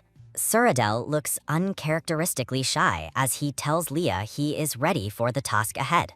Penguin Leah squawks in outrage, offended that Cyrodiil seemingly views her as nothing more than a pet. A quick cough sounds as Cyrodiil jokes about the kiss, though he doubts it will trigger her transformation. Cyrodiil gently holds the grumpy blue bird, who remains skeptical of his playful and distracting motives. Penguin Leah waves her wings frantically, protesting their casual decision regarding her potential first kiss. Cyrodiil promises they will find a solution by morning if she remains stuck in her animal form. Time passes as the group gathers in a grand room, where Leah remains stuck as a small penguin. Cyrodiil wonders if it is time to reveal Leah's true identity to his mother, the dark-haired Bella. Ypres suggests delaying their trip to whale territory by claiming the young lady has suddenly fallen ill. A sad aura surrounds Penguin Leah, yet she remains determined to reach whale territory at any cost. Cyrodiil decides to extend their schedule, prioritizing finding a way to return Leah to her human shape. A busy energy fills the estate as the maids and servants prepare for the group's sudden departure. Bella suddenly appears, her sharp gaze searching for Cyrodiil as she calls out his name. A rhythmic thump sounds as Cyrodiil hides the penguin under a blanket on his back to avoid suspicion. Cyrodiil lies to his mother, claiming Leah is simply exhausted from the party and needs to sleep. A frantic thump sounds as Leah panics under the blanket, terrified that Bella might discover her secret. Bella grows concerned, suggesting Cyrodiil remove the blanket before the young lady suffocates in the heat. A soft rustle sounds as Cyrodiil makes a quick excuse about Leah's sensitivity to the bright sunlight. Bella remains silent, her unreadable expression adding a layer of tension to the secret they are carrying. Cyrodiil advises his mother to be more mindful of her actions when dealing with his companion, Leah. Bella questions his request for caution, agreeing to overlook any thoughtless behavior for the time being. Bella warns Cyrodiil that she will question his sincerity if Leah ends up getting hurt in any way. Leah peeks out in confusion, wondering what the dark-haired woman truly means by her cryptic warning. Cyrodiil beams a radiant, flowery smile as he tries to ease the atmosphere before their departure. A bright smile continues to light up Cyrodiil's face as they prepare for their long journey. Bella watches them with a lingering silence, her thoughts remaining hidden behind her calm and regal facade. Bella finally dismisses them, expressing confidence that Cyrodiil will handle things well on his own. The group gathers on a massive magic circle, ready to set off for the distant Whale Island.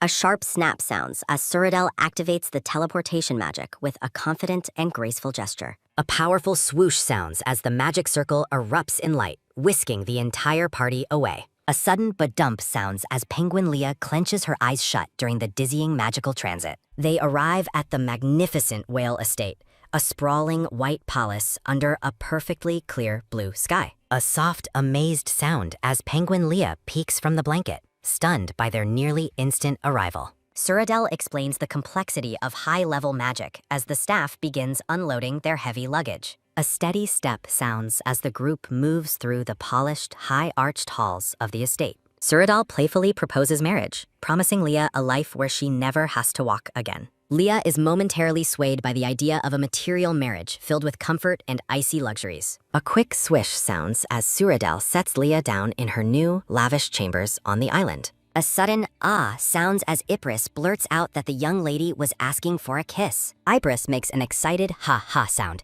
pushing for the romantic moment, while Penguin Leah panics. A sharp swish sounds as Cyrodiil intervenes, telling the maid to stop trying to force skinship.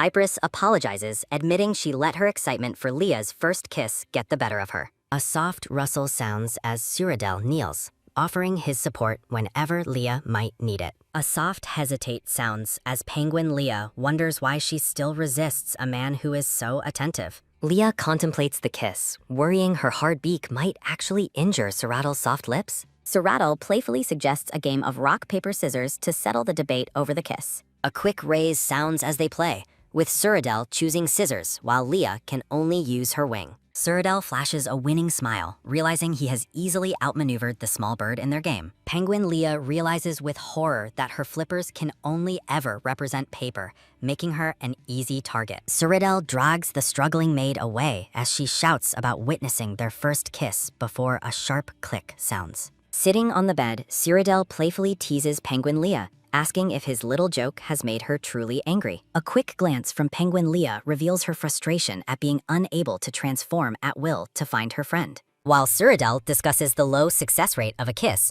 Penguin Leah plots a painful surprise for the silver-haired man. An erg sounds as Penguin Leah aggressively pecks Cyril's chin, taking her revenge for his constant playful teasing. A sudden burst of magic reveals Leah's human form, seated directly on Cyril's lap amidst a romantic, flowery backdrop. A soft laugh sounds as dark-haired Leah smiles brightly, teasing Cyril about how much he clearly likes her. Cyril looks completely caught off guard by Leah's bold transformation and her teasing comment, his face turning quite red. Leah leans in closer to the flustered silver-haired man, questioning why he is suddenly avoiding eye contact with her. A loud open sounds as Bella enters the room, cheerfully offering to show Leah around the magnificent castle grounds. A sudden appear sounds as Bella freezes in shock, witnessing Leah and Cyril in an intimate position on the bed. A frantic panic sounds as Cyril claims they were having secret time, making Leah blush as his mother watches. A soft creak sounds as a blushing Bella apologizes for the intrusion and promises to see Cyril alone later. A sharp click sounds as the door closes, leaving the two alone again in their incredibly awkward and compromising position. Hitting him repeatedly, Leah shouts that he created a misunderstanding, while a painful ouch sounds as he takes the hits. Leah prepares to leave the bed to explain the situation to Bella, but her departure is cut short by Cyril. A soft hug sounds as Cyril pulls Leah back into a tight embrace, ignoring her frantic demands to let go. Surrounded by roses, the two share a tense but romantic moment as Cyril refuses to release the dark-haired girl. The silver-haired man holds Leah closely, his expression soft while she remains frozen in the middle of their flowery surroundings. Leah demands to be released, her face flushed with embarrassment as she struggles against the silver-haired man's persistent hold. Cyril maintains his gentle embrace, appearing perfectly content despite Leah's protests and her obvious confusion at his sudden affection. Leah orders him to teleport to his own room so she can dress properly and meet with Lady Bella. Cyril realizes teleportation is a viable solution, looking pleasantly surprised by this simple suggestion while Leah watches him expectantly. Beaming with delight, Cyril calls Leah a genius and activates his magic, disappearing in a swirl of blue energy. Now dressed in an elegant blue gown, Leah stands by the door and lets out a long, weary sigh. Leah worries about the lingering misunderstanding between her and Cyril, hoping that Bella has already heard the truth. Chibi Leah paces nervously outside the door, debating whether it is the right time to enter and face the music. Peeking through the door, Leah calls out to Lady Bella, wondering what exactly is happening inside Cyril's private chambers. Bella stands with a foreboding aura, her serious expression suggesting that the misunderstanding is far from being resolved. Leah decides to take matters into her own hands, hoping to clear the air while she is still there. Leah begins her explanation, but her hands are suddenly gripped tightly by the dark-haired woman in front of her. Bella apologizes for her earlier behavior, leaving Leah completely baffled as the expected anger is nowhere to be found. Bella speaks about their relationship and age, while a confused Leah can only wonder what the woman is implying.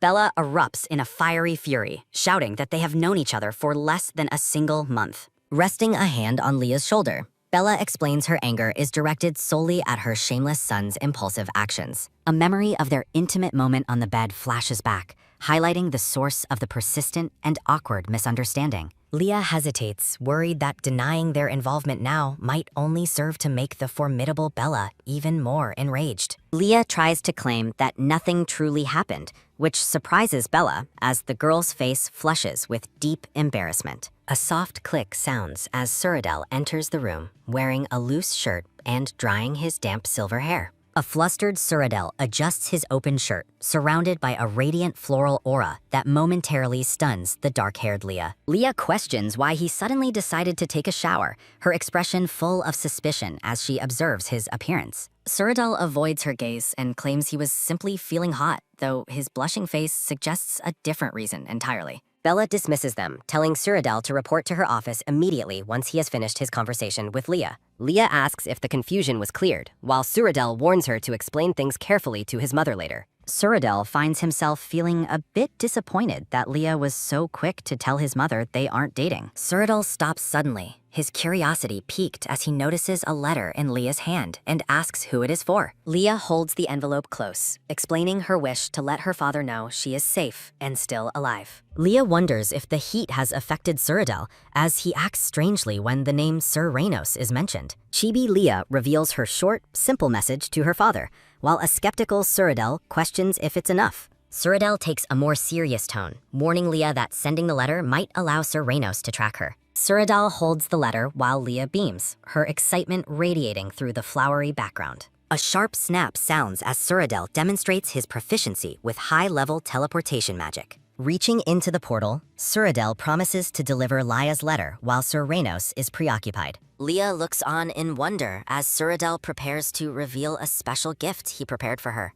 A soft swish sounds as Suradel presents a magnificent magic staff, adorned with a snowflake and pink ribbons. Taking the staff, Leah is amazed to learn that the silver-haired man crafted the intricate tool himself. Leah reflects on how her past lies to hide her penguin identity led to this unexpected gesture. The realization that Suradel went through so much effort just for her fills Leah's mind with surprise. Clutching the staff, a blushing Leah questions the motives behind Suradel's extreme kindness toward her. Leah sadly reminds him that as a penguin, she lacks the ability to use magic despite the gift. Looking down, the dark-haired girl worries she has only made things more difficult for her companion. Suradel stares at Leah with a soft, attentive gaze, sensing her inner turmoil and hesitation. Startled out of her thoughts, Leah responds with a quick, nervous stutter as she looks at the man. Suradel explains that his choice had nothing to do with the misconception of her being an orca. Surrounded by a radiant light,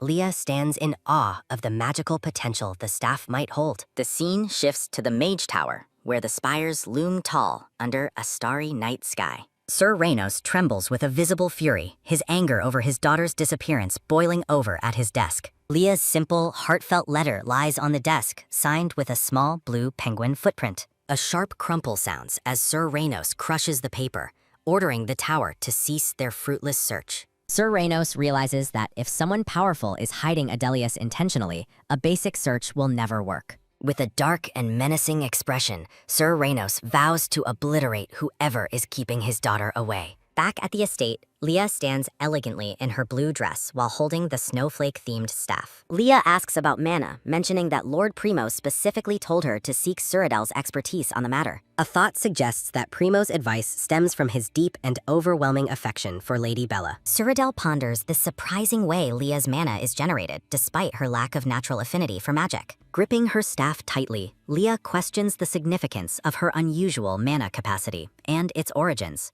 A vision of Bella and Primo appears as Suradel explains how some can draw mana from the air. Leah contemplates whether the original course of history was altered 20 years in the past. Chibi Suradel explains that Leah lacks both natural mana generation and any innate affinity for magic. A sudden flare of blue energy erupts around Leah, stunning her as she holds the magical staff. Suradel suggests that her daily proximity to his own abundant mana might be influencing her abilities. A soft whimper sounds as Leah recalls her childhood at the tower, realizing why his explanation makes sense. Leah points out the necessity of memorizing complex formulas and incantations to cast spells properly. A sharp snap sounds as Suradel performs a quick feat of magic with just a single finger. Leah stares intensely, her expression fixed as she processes the ease with which Suradel uses his power. Declaring her surrender, Leah tries to return the staff, claiming she wants to give up on magic. Leah admits her struggle with calculations and fears she will run out of mana mid-spell.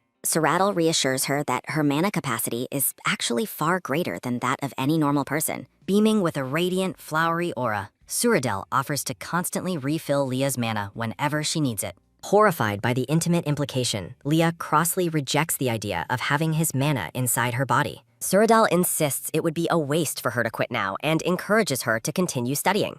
Leah begins to explain the life motto of a legendary penguin she holds in high regard. A sudden appear sounds as a mysterious, goggled penguin is revealed to be Leah's personal idol. Chibi Suradel looks confused when Leah describes the penguin's companion as a dinosaur similar to a dragon. Suradel smiles warmly, admitting he designed the magic staff specifically to elicit such a reaction from her. While most wizards use staffs for stability, Suradel explains he has taken a far more unique approach. The snowflake staff glows softly as Suradel reveals he has already engraved powerful spells directly into it. Leah's eyes light up with joy as she realizes she can cast magic simply by channeling energy. Suradel asks if he can tie up her hair, to which an excited Leah distractedly agrees. A soft rustle sounds as Suradel tends to her hair while Leah celebrates her newfound magical ability. Leah worries she's getting too excited as she reflects on hiding her true identity as a penguin. Inwardly, the dark-haired girl wonders if her previous lies regarding her identity truly don't bother Suradel at all. Leah directly asks the silver-haired man if it bothers him that she spent so long pretending to be an orca. Suradel smiles warmly, confessing he liked her as a penguin, but is even happier now that she is human. A soft swish sounds as Suradel gently ties Leah's hair, admitting he always knew she wasn't lying on purpose. Suradel teasingly remarks that the secret was fun, prompting a flat, unimpressed expression from the flustered dark-haired girl. Suradel admits his curiosity about her reaction to his knowledge, recalling the priceless way she looked during yesterday's confrontation.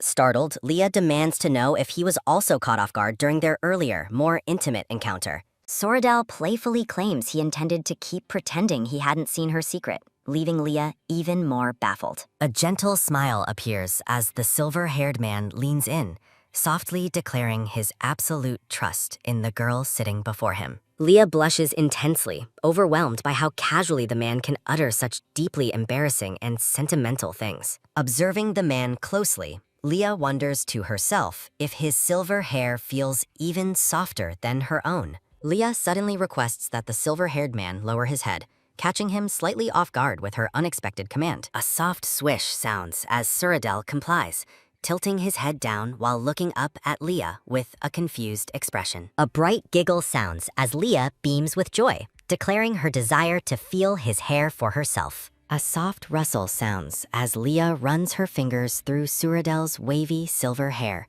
marveling at how smooth it feels. A soft rustle sounds as Leah continues to stroke his hair, noting that it possesses a surprisingly pleasant and calming scent. A soft swish sounds as Leah leans in close, noting his hair smells of the ocean, which leaves Suradel stunned. Suradel stares back with wide eyes and a blushing face, clearly overwhelmed by Leah's sudden and intimate proximity. The scene lingers on the close physical contact between them, highlighting the growing tension in the quiet room. Leah pulls back with a radiant smile, seemingly oblivious to the massive effect her actions have had on her companion. Surrounded by blooming roses, a dazed and deeply flustered Suradel struggles to process the sudden display of affection. Leah continues to beam with happiness, her joyful expression standing in stark contrast to the silver-haired man's internal chaos. A sharp whoosh sounds as Suradel stands up to leave, his movements awkward as he tries to regain his composure. Suradel apologizes for the quick departure,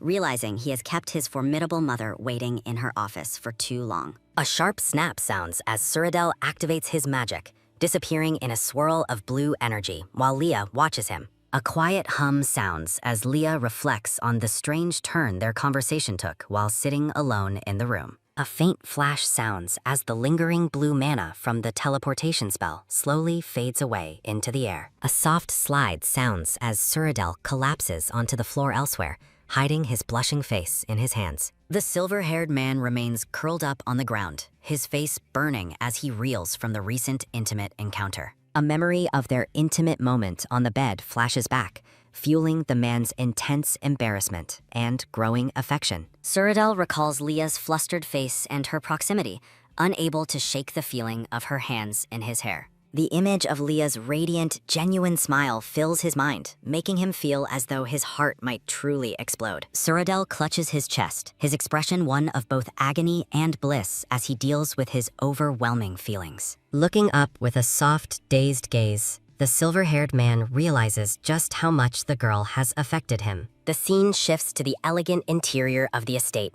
where a more serious atmosphere now begins to settle. Lady Bella sits regally on a velvet sofa, her sharp gaze fixed on her son as he finally enters. Suradel questions his mother's judgment, asking why she assumes his feelings for Leah are merely casual or impulsive. A long sigh sounds as Bella closes her eyes, seemingly frustrated by her son's stubborn and romantic nature. Suradel reassures his mother that she has no need to worry about the sincerity of his intentions toward Leah. Standing tall, the silver-haired man speaks with a newfound gravity that clearly surprises the formidable dark-haired woman before him. With a sharp and determined look in his eyes, Suradel vows that he will never be the one to leave. Suradel explains to his mother that falling for Leah was inevitable, his expression softening as he speaks of the girl. An image of human Leah and her penguin form appears, representing the dual nature of the girl he loves. Bella looks genuinely shocked, repeating the revelation that Leah is actually the very penguin her son was so fond of. Bella reflects on Suradel's past, recalling how the Adelius penguin was the only creature that never feared his presence.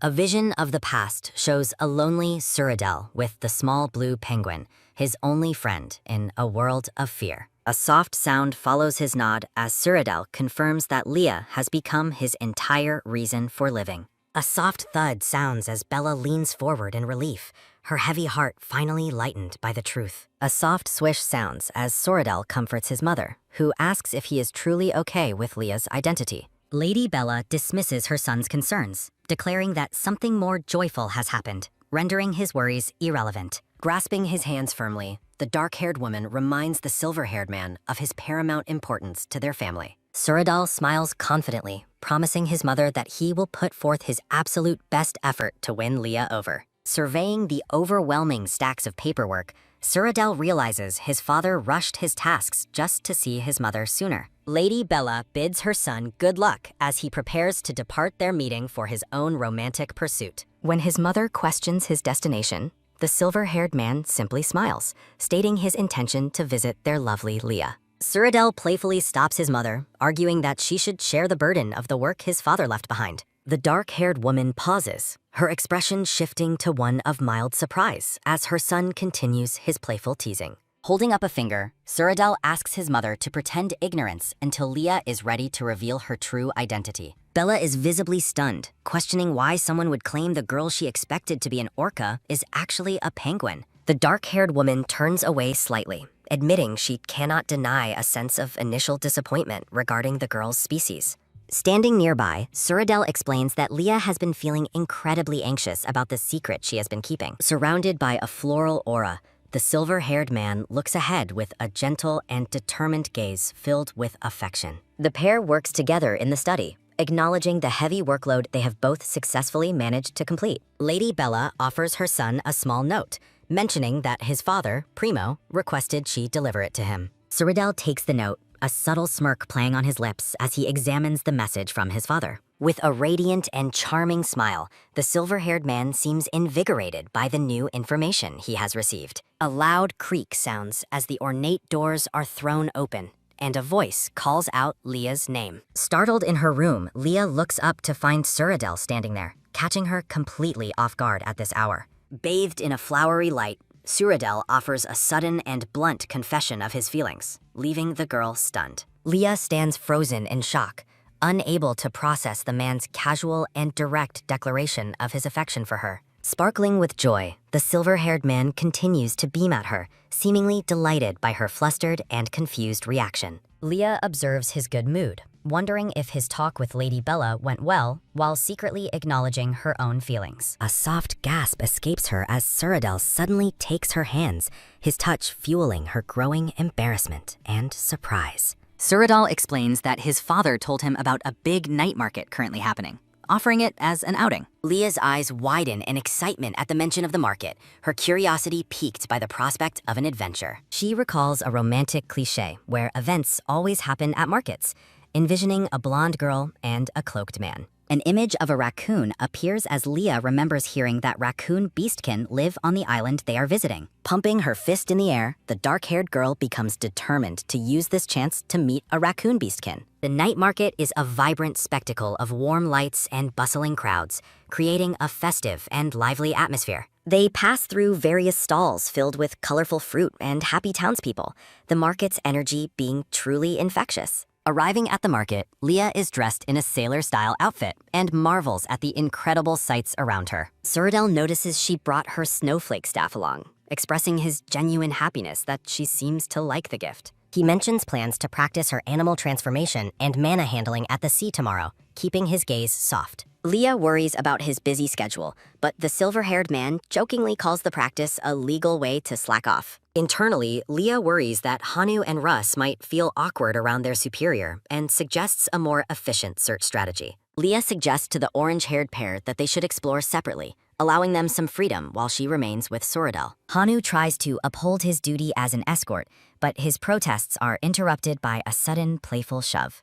Russ eagerly drags Hanu away, wishing Leah and Suradel a wonderful time on what she perceives as a date. Leah spins around in a fluster, her face turning red as she reacts to the word date with utter shock. A sudden pause occurs as Suradel stops walking, turning his attention back to the blushing girl standing behind him. Leah is overwhelmed by the crowd's whispers that they look like a couple, her embarrassment reaching its peak. A soft rustle sounds as Suradel takes her hand, gently leading her further into the heart of the bustling market. Amidst a flurry of roses and sparkles, the silver-haired man gallantly kisses Leah's hand, leaving her completely speechless. Looking up at her with a tender gaze, Suradel's expression is one of pure devotion as he holds her hand. Leah's face burns a deep crimson, the romantic gesture leaving her heart racing and her mind in a total whirl. Turning away quickly, the flustered girl urges him to get moving, trying desperately to hide her intense embarrassment. The pair continues their walk through the glowing market,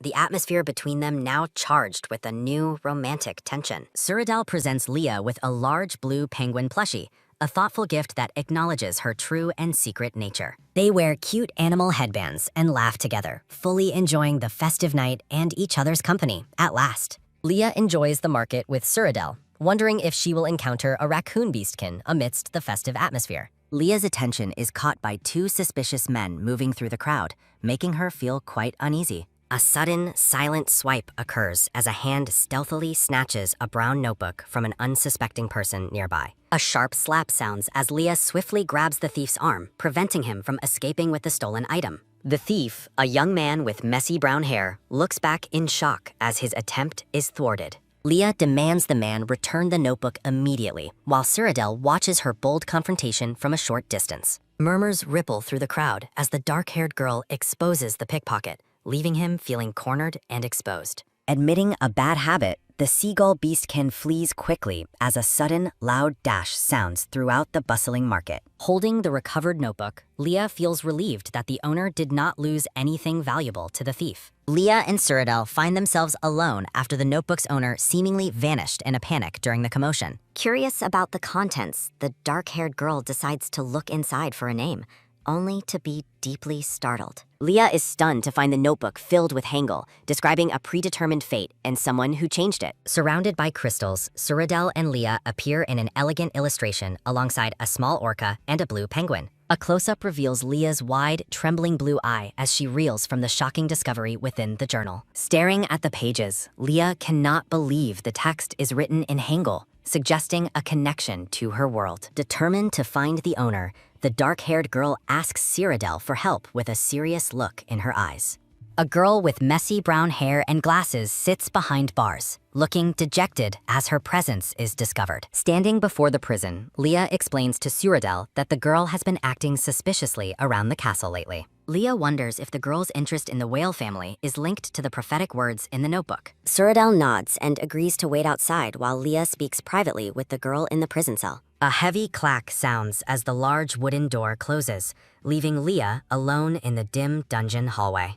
Placing her hands on her hips, Leah prepares to question the mysterious girl about the contents of the journal. Leah presents the notebook to the girl behind bars, asking if she is the one who wrote the text. The girl with glasses looks up with a weary gaze, questioning Lia's interest in her private writings. Lia stares at the journal, admitting to the prisoner that she is able to recognize and understand the writing. A soft gasp sounds as the girl reacts in total shock, amazed that someone else can read her journal. The prisoner offers a deal, promising to share her identity if Lia tells her more about the unique script. A vision of a praying woman appears as Lia reflects on interpreting the journal as if it were ancient. The girl with glasses admits that she could not fully interpret the deeper meaning behind the prophetic journal entries. Lia asks the girl how she can be so certain that the writings are actually a prophecy for their world. The girl explains the prophecy of magic vanishing, but notes that the whale family's continued magic use changes everything. Internally, Lia realizes that the original story she knew has been derailed by these unexpected developments in the world. With fire in her eyes, the girl passionately explains her journey to Whale Island to uncover the truth about fate. Lia observes the girl's intense obsession, questioning why the prophecy seems to consume her entire being so completely. The girl compares her quest to the excitement of alchemy, causing Lia to pause in surprise at the term. Suspecting the girl is a scientist-type alchemist, Lia asks if she is actually the raccoon beastkin she was seeking. The girl, Nikita, confirms she is a raccoon beastman, leaving Lia delighted by this unexpected and timely discovery. Lia considers offering her help to unravel the prophecy as a way to win Nikita's cooperation and trust. Realizing she can change the future, Lia hopes to prevent the extinction of pure-blooded humans through the prophecy. A wave of hope washes over Lia as she realizes this discovery might finally allow her to save her father. Nikita looks up with a bright, hopeful expression, clearly eager to work with someone who can read the text. Lia promises her assistance in exchange for a future favor, keeping her antidote research as a vital backup plan. Nikita's face flushes as she looks away, seemingly embarrassed but moved by Lia's genuine offer of partnership. A speech bubble appears as Nikita agrees to investigate the whale family and the mysteries surrounding their unique fate. Lia plans to spend her time on Whale Island investigating the family while focusing on her animal transformation practice. Her ultimate goal is to return to the capital and work with Nikita to save all pure-blooded humans. Suretel's voice calls out to Lia, asking if she is ready to begin her practice near the Grand Estate. A soft rustle sounds as Suretel takes her hand, preparing to teleport them to the seaside for their training. The pair floats amidst a sea of white clouds and blue sky as they travel toward their coastal destination. A loud splash sounds as the scene shifts to the rhythmic, crashing waves of the deep blue ocean. A sudden, sharp scream escapes the dark-haired girl as she clings to Suretel during their chaotic teleportation. Lia's feet dangle precariously over the water as she frantically questions why they were teleported directly above the ocean. A rhythmic, crashing splash sounds as the seawater churns violently beneath them. A loud, freezing crack echoes through the air as a massive platform of ice suddenly forms on the water's surface. Collapsing onto the ice, a trembling Lia admits she feared for her life while a regretful Suretel offers an apology. Staring out at the horizon, the dark-haired girl expresses her deep anxiety about failing her transformation practice again. Suretel offers a comforting smile, promising to step in and help her if things go wrong once more. Taking her hands, the silver-haired man begins explaining the complex internal process of shifting between animal and human forms. Lia looks up with an eager and determined expression, urging him to share his secrets immediately. Using simplified terms, Suretel explains deconstructing and reassembling one's body, leaving the chibi-style Lia completely and utterly baffled. Lia questions how he can even perceive such abstract sensations, noting that most beastmen find them impossible to describe. Suretel reveals that he had to learn transformation later in life, prompting a surprised Lia to ask about his origins. With a knowing and mysterious smirk, the silver-haired man confesses that he is quite different from ordinary beastmen. The dark-haired girl stares at him in wide-eyed wonder, questioning the true nature of his mysterious identity. Turning the question back on her, Suretel playfully asks Lia what she would prefer for him to be. A moment of heavy hesitation hangs in the air as Lia struggles to find the right words to respond. Suretel watches her with a soft and expectant gaze, the surrounding flowers reflecting the blooming tension between them. Internally, Lia wonders if Suretel's presence is the cause of the story's changes or a result of them. Noticing her distant look, Suretel asks what is on her mind, but Lia quickly dismisses it as nothing. Leah resolves to investigate the whale family and confirm Cyrodiil's true nature as an orca beastman. Cyrodiil offers to demonstrate his own transformation so she can use it as a reference for her training. A soft, sliding sound occurs as Cyrodiil partially disrobes, revealing his muscular physique before beginning the transformation. A sudden, startled gasp escapes Leah as she reacts to his bold movements and the intensity of the moment. A thunderous splash sounds as Cyrodiil dives into the water, sending a massive wave toward the startled girl. Leah's eye widens in pure shock as she watches the transformation take place right before her very eyes. A large orca leaps majestically from the sea, confirming Leah's suspicions about Cyrodiil's impressive and powerful animal form. Overwhelmed by how adorable he looks, the dark-haired girl leans down to give the large orca a warm hug. A sudden, soft rustle sounds as the texture beneath Leah's hands changes, catching her completely off guard. Cyrodiil suddenly reverts to his shirtless human form, leaning over the stunned girl in a very intimate position. Leah's mind screams in total confusion as she realizes the compromising and highly romantic situation she is now in. Looking down with a gentle and damp smile, Cyrodiil calls her name, seemingly enjoying her flustered and shocked reaction. A soft, confused whimper escapes Leah as she stares up at him, her face turning a deep, burning crimson. A shimmering, magical glow erupts between them as the intensity of the moment reaches a fever pitch. Cyrodiil remains leaning over her, his golden eyes filled with a playful yet tender affection for the blushing girl. A soft, sliding sound occurs as Leah's hand accidentally brushes against his bare chest, heightening her intense embarrassment. Leah's heart races wildly as she tries to process the sudden shift from a training session to a romantic encounter. A sharp, sudden thud sounds as the flustered girl shoves Cyrodiil away, her face burning with pure mortification. Cyrodiil laughs heartily, teasing her about liking his orca form, while Leah hides her face in total frustration. Standing back on the ice, the silver-haired man suggests a new idea to help her focus on her practice. Cyrodiil encourages her to give the transformation another try, and Leah agrees with a determined but nervous nod. Closing her eyes tightly, the dark-haired girl focuses all her energy on trying to trigger the change. A low, straining grunt sounds as Leah pushes herself to the limit, yet her human form remains unchanged. Collapsing in a heap of dejection, Leah groans in disappointment as her latest attempt ends in total failure. Cyrodiil reassures her with a kind smile, telling her not to feel bad and that success will come. Despite his encouragement, Leah looks down with a somber expression, feeling the weight of her repeated failures. To lift her spirits, Cyrodiil reminds her that they still need to test her powerful new snowflake staff. Leah's interest is piqued as he suggests that a simple spell should show immediate and rewarding results. Cyrodiil suggests starting with a basic ice ball, guiding her toward her first successful use of magic. Standing behind her, Cyrodiil guides Leah as she grips the staff, a vibrant blue mana beginning to swirl. A soft, crackling hum sounds as a brilliant sphere of blue magical energy forms in his palm.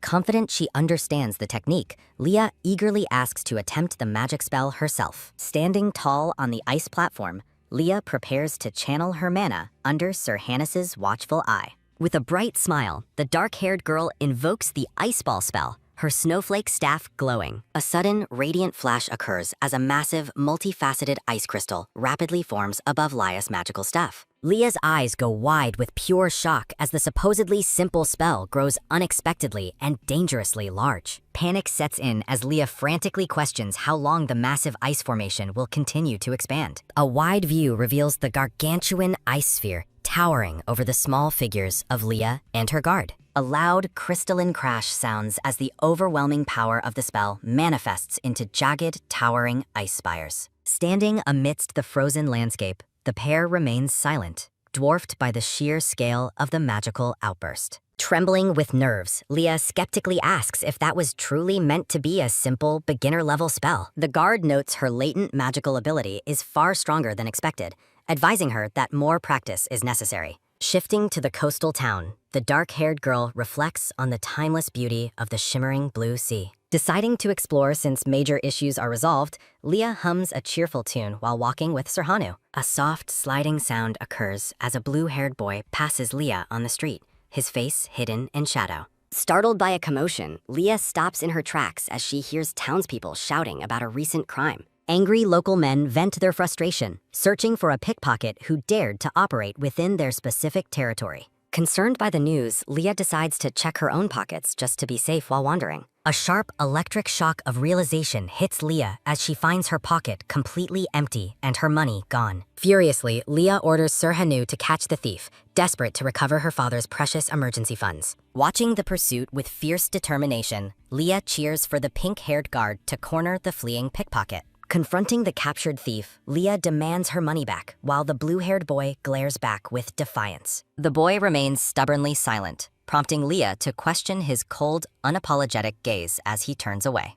Losing her patience, Leah raises her staff, threatening to use magical force if he refuses to cooperate. A heavy, rhythmic thud sounds as the dark-haired girl uses her staff to teach the thief a lesson. The blue-haired boy cowers on the ground, shielding himself as Leah continues her stern, physical lecture. Leah scolds him for stealing, but the boy bitterly retorts that finding work is impossible for someone like him. A sudden, sharp realization hits the boy, his expression twisting with a mix of fear and deep-seated resentment. Sir Hannes's expression turns grave as he places a protective hand on Leah, suggesting they leave immediately. Confused by his sudden seriousness, Leah asks what's wrong, while the guard warns that this boy is dangerous. The pink-haired guard explains that two groups are strictly banned from whale territory: serious criminals and certain beastmen. Sir Hanu reveals the boy is a shark beastman, a group held in deep contempt by the whale family. Leah's eye widens in pure shock as she processes the boy's true identity and the danger it implies. Watching Sir Hanu, Leah wonders what ancient conflict between orcas and shark beastmen caused such murderous hatred. The blue-haired boy speaks up, declaring that his entire existence was systematically ruined by the whale family's orcas. Leah reacts with stunned silence, her face pale as she listens to the boy's harrowing and unexpected claim. The boy reveals a dark secret, claiming no shark beastman alive today has their own biological parents. He explains that a woman from the whale family slaughtered all the adults, leaving only the young children. A grim vision depicts Lady Bella standing over fallen bodies, her spear dripping as she carries out her massacre. Leah looks on with growing horror as the boy describes being raised by a figure known only as Mama. With bared teeth, the boy admits that Mama does not see them as her children or family. A somber thought bubble appears, explaining that the orphans are merely tools used for Mama's personal revenge. Looking back at Leah, the boy asks where else a person in his desperate situation could possibly go. A low, weary groan sounds as the blue-haired boy admits he is reaching his absolute breaking point. He compares their plight to the power of the whale family's great wizard Cyrodiil and the lethal Lady Bella. Questioning his choices, Leah asks why he remains under such an abusive guardian if he hates it. The boy scoffs, explaining that people on land look down on them as nothing more than mere fish.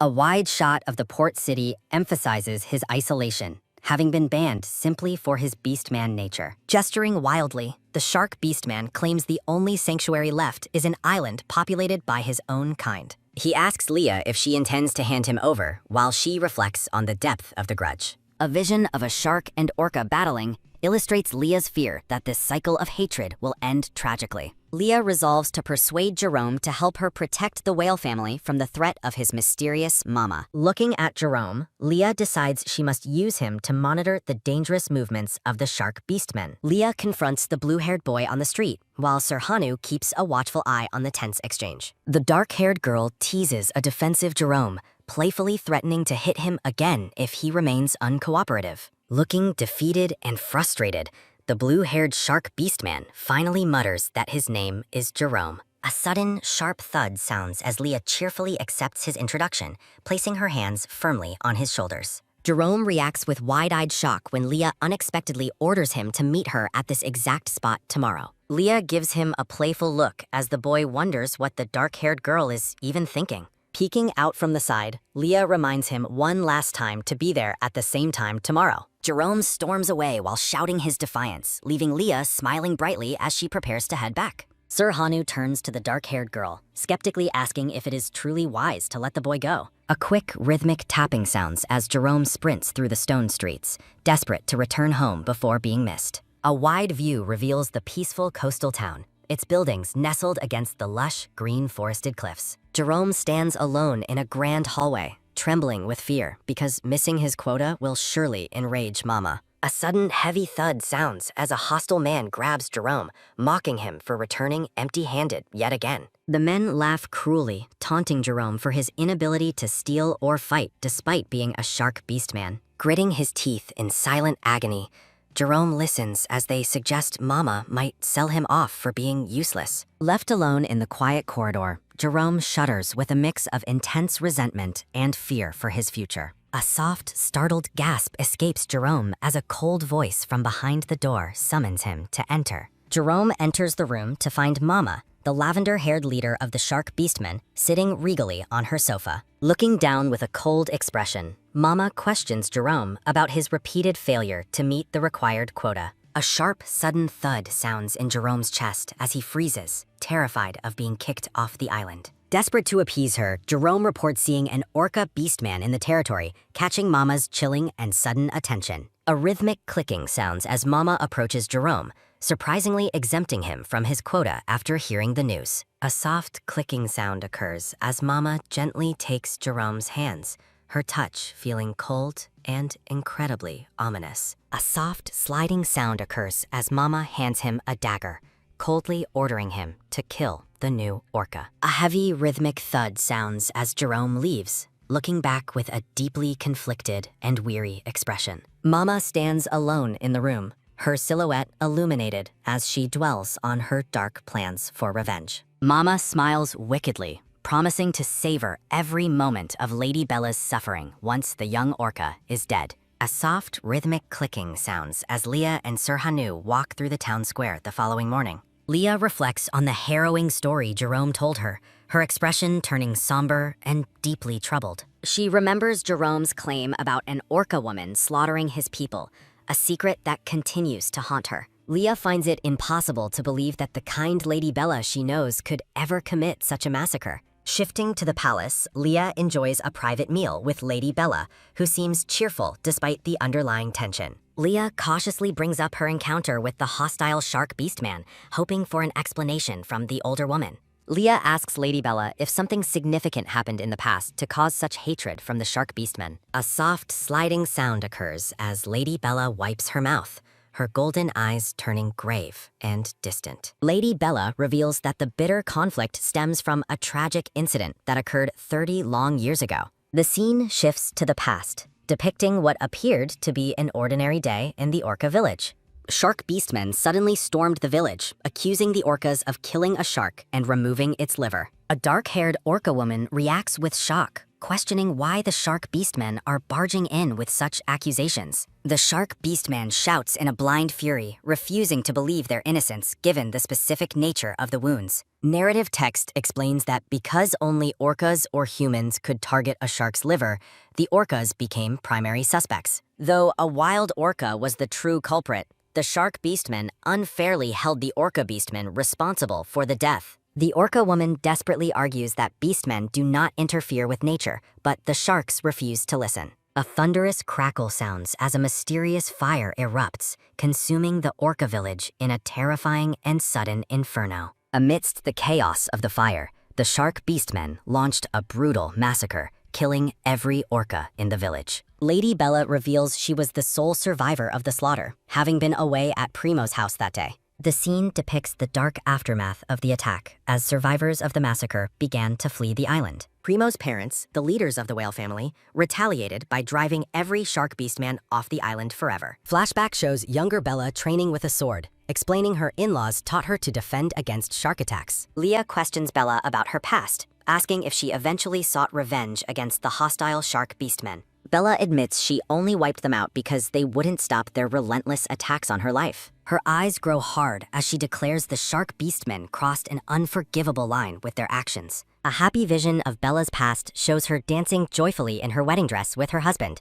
The couple embraces tenderly, blissfully unaware of the tragedy that was about to strike their perfect day. Narrative text reveals the news of their wedding reached the vengeful sharks who lurked in the dark shadows. The joyous ceremony turned into a bloodbath as the sharks attacked, leaving Bella's in-laws dead in her defense. Driven by grief and rage, Bella mourned her lost family before setting out alone to find the shark village. Standing in the shark village with a spear, Bella fiercely announced herself as the last surviving orca beastman. A grim scene shows Bella standing over the bodies of the fallen shark beastmen she slaughtered in her retribution. Returning to the present, Bella looks downcast as she asks Leah if she considers her a terrible person. Leah holds Bella's hands firmly, reassuring her that she doesn't think she's terrible for surviving such a loss. Leah reflects on the cruelty of Bella losing 2 families, while Serattle's spirit watches over her with silent support. A sudden, loud pot sounds as Leah reacts with explosive passion,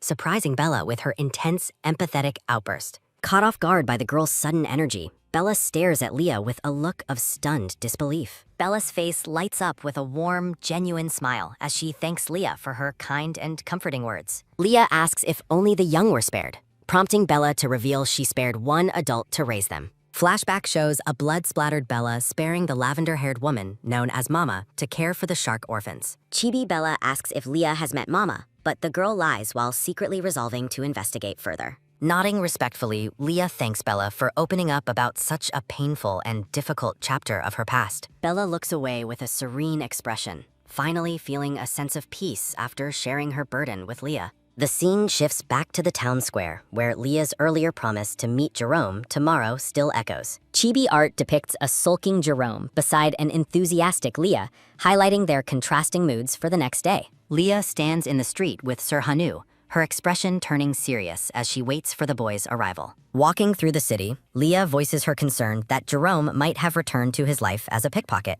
Overhearing local men bragging about catching a shark beastman, Leah stops dead in her tracks with a shocked expression. A man with a goatee mocks Jerome's weakness, revealing they sold the boy off for a very high price. Horrified realization washes over Leah as she processes the news that Jerome has been sold into human slavery. A sharp "tak" sounds as Leah slams her hand against a beam, demanding the men stop their casual conversation. Flanked by Sir Hanu, Leah confronts the traffickers, demanding to know exactly where and to whom Jerome was sold. A dismissive scoff escapes the man with the goatee as he defensively questions Leah's identity and her business there. Leah wears a chillingly calm smirk, realizing the men won't give up their information without a show of force. A thunderous quacka-kaka sounds as Leah unleashes a massive burst of ice magic, shattering the peace of the alleyway. The men lie unconscious on the ground as Sir Hanu looks on, impressed by Leah's refusal to show mercy. Standing over the defeated traffickers, Leah demands the final location of the shark beastman they sold into captivity.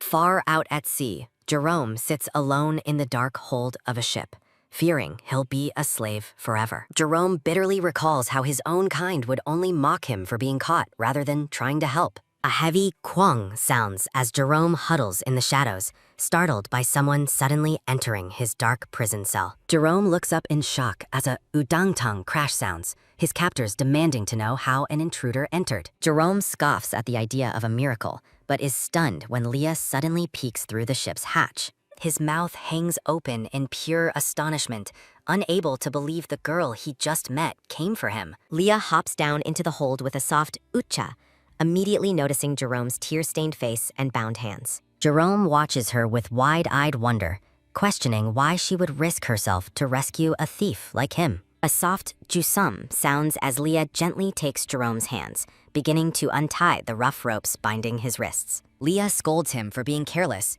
warning that he was nearly destined for a rich man's private aquarium display. Jerome can only mutter a confused response, overwhelmed by the kindness of a person he previously considered an enemy. A sharp chuck sounds as Leah finishes untying him, offering her hand with a bright, welcoming smile. Jerome looks up at Leah, his face flushing as he sees her bathed in a warm, hopeful glow of light. Sir Hanu watches from behind, urging them to leave the ship before the situation becomes even more dangerous. Leah smiles confidently, assuring Jerome that she has formulated a brilliant plan to deal with his captors. Reaching into her pockets, Leah reveals a beautiful ice wand, as Sir Hanu watches her with mounting apprehension. Leah unleashes her magic with a triumphant shout, encasing the entire slave ship in a massive, jagged prison of ice. Jerome hunches over on the shore, gasping for breath while Leah and Sir Hanu stand by after their escape. Jerome reflects on how he carried them back as a shark, questioning why Leah bothered to rescue a thief. Leah presents the dagger she reclaimed from the traffickers, explaining she couldn't let her underling be sold away. A look of stunned realization crosses Jerome's face as he stares at the weapon he was meant to use. Jerome remembers the weight of Mama's cold expectations, realizing the cycle of manipulation that had governed his life. Looking at Leah, Jerome feels a surge of emotion, identifying her as the first person to ever truly care. Leah tells Jerome to throw the dagger away, dismissively labeling the instrument of his dark mission as mere trash. Gripping the dagger, Leah looks toward the future with a determined expression, ready to move past the island's conflict. Jerome looks down with a soft, sincere expression, finally offering his heartfelt thanks to Leah for saving him. Surrounded by a floral glow, Leah smiles warmly, satisfied that she was able to help the young shark beastman. The scene shifts to the Grand Palace at sunset, where the immediate crisis on the island appears finally resolved. Having overexerted her mana, Leah transforms into a tiny blue penguin as Sir Hanu secretly carries her back home. Cyrodiil stands in the room with his arms crossed, dramatically questioning how Leah could end up in such a state. Clutching his chest with a pained expression, Cyrodiil laments the situation, while the penguin Leah stares up at him blankly. A sharp pang sounds as the grumpy blue penguin reacts to Cyrodiil's over-the-top dramatics with clear annoyance. A soft wang sounds as the exhausted penguin flops face down on the bed, demanding that Cyrodiil leave the room. Cyrodiil looks down at the tiny, face-planted bird with a soft and affectionate smile, finding her behavior quite charming. Sitting on the bed, Cyrodiil gently pats the Leah penguin's head, telling her to stop being so annoying. Leah penguin feels a surge of mana recharging her body as she enjoys the comfort of Cyrodiil's gentle touch. Cyrodiil watches her with a tender, focused gaze, his expression softening as he shares his energy with the girl. A soft, glowing energy transfers from Cyrodiil's hand to Leah's head,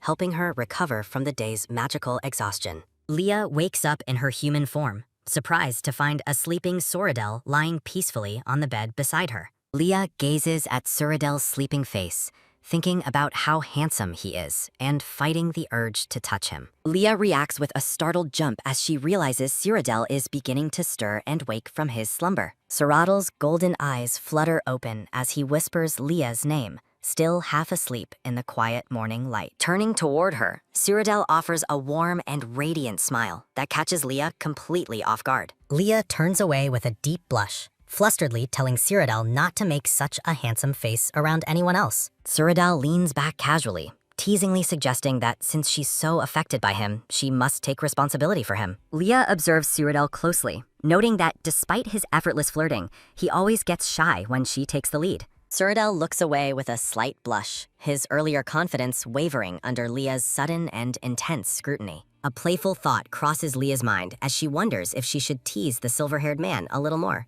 A mischievous smirk plays on Leah's lips as she prepares to flip the script on Cyrodiil's constant flirting. Leah asks if he plans to stay all night, and Cyrodiil responds that he would, provided she doesn't mind. Cyrodiil tries to reclaim his composure, teasing Leah by asking if she is feeling embarrassed by his presence. Leah looks up with a beaming, confident smile, completely unfazed and ready to play along with his game. Cyrodiil's face turns a bright, vivid red as Leah's bold and cheerful response catches him totally by surprise. A sudden pat sounds as Cyrodiil bolts upright, his face flushed with extreme embarrassment from Leah's playful teasing. Cyrodiil rushes out of the room in a panicked blur, leaving a wrapped-up and confused Leah behind in bed. Wrapped tightly in her blanket, Leah watches him go with a triumphant and amused smile on her face. Outside the door, Cyrodiil looks deeply conflicted and flustered, struggling to process the interaction he just had. Leah claps her hands together with a joyful giggle, clearly enjoying the rare sight of a flustered Cyrodiil. Cyrodiil leans against the doorframe, covering his mouth as he tries to calm his racing heart. Taking a deep breath, Cyrodiil attempts to compose himself,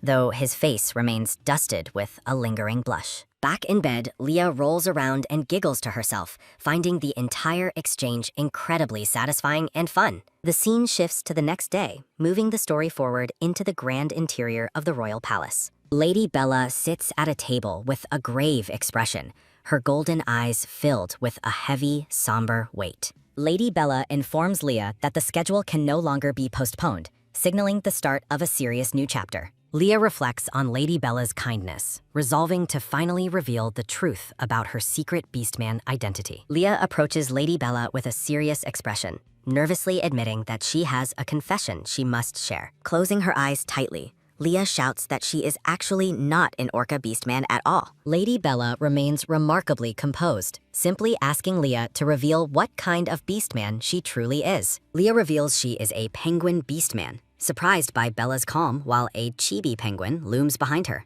A warm and knowing smile spreads across Lady Bella's face, signaling her complete and maternal acceptance of Leah. Leah is left stunned by the lack of shock, wondering why Lady Bella is so unfazed by her secret. Pulling Leah into a warm embrace against a floral backdrop, Lady Bella demonstrates her deep affection and support. Lady Bella asks if Leah belongs to Sir Reynos, prompting Leah to confirm her connection to the man. Tears of relief fill Leah's eyes as she realizes she no longer has to hide her true self. Gently wiping away Leah's tears, Lady Bella offers comfort and reaffirms their bond with a soft, caring touch. Leah looks up with a blush, still feeling vulnerable while questioning if her secret is truly safe now. Leah recalls Sir Reynos' complicated feelings toward beastmen, worrying if he could ever truly accept her true form. Bella suggests maintaining the orca facade for now, promising to help Leah until she's ready to tell Reynos. Chibi art depicts Bella playfully asking to try something with the penguin,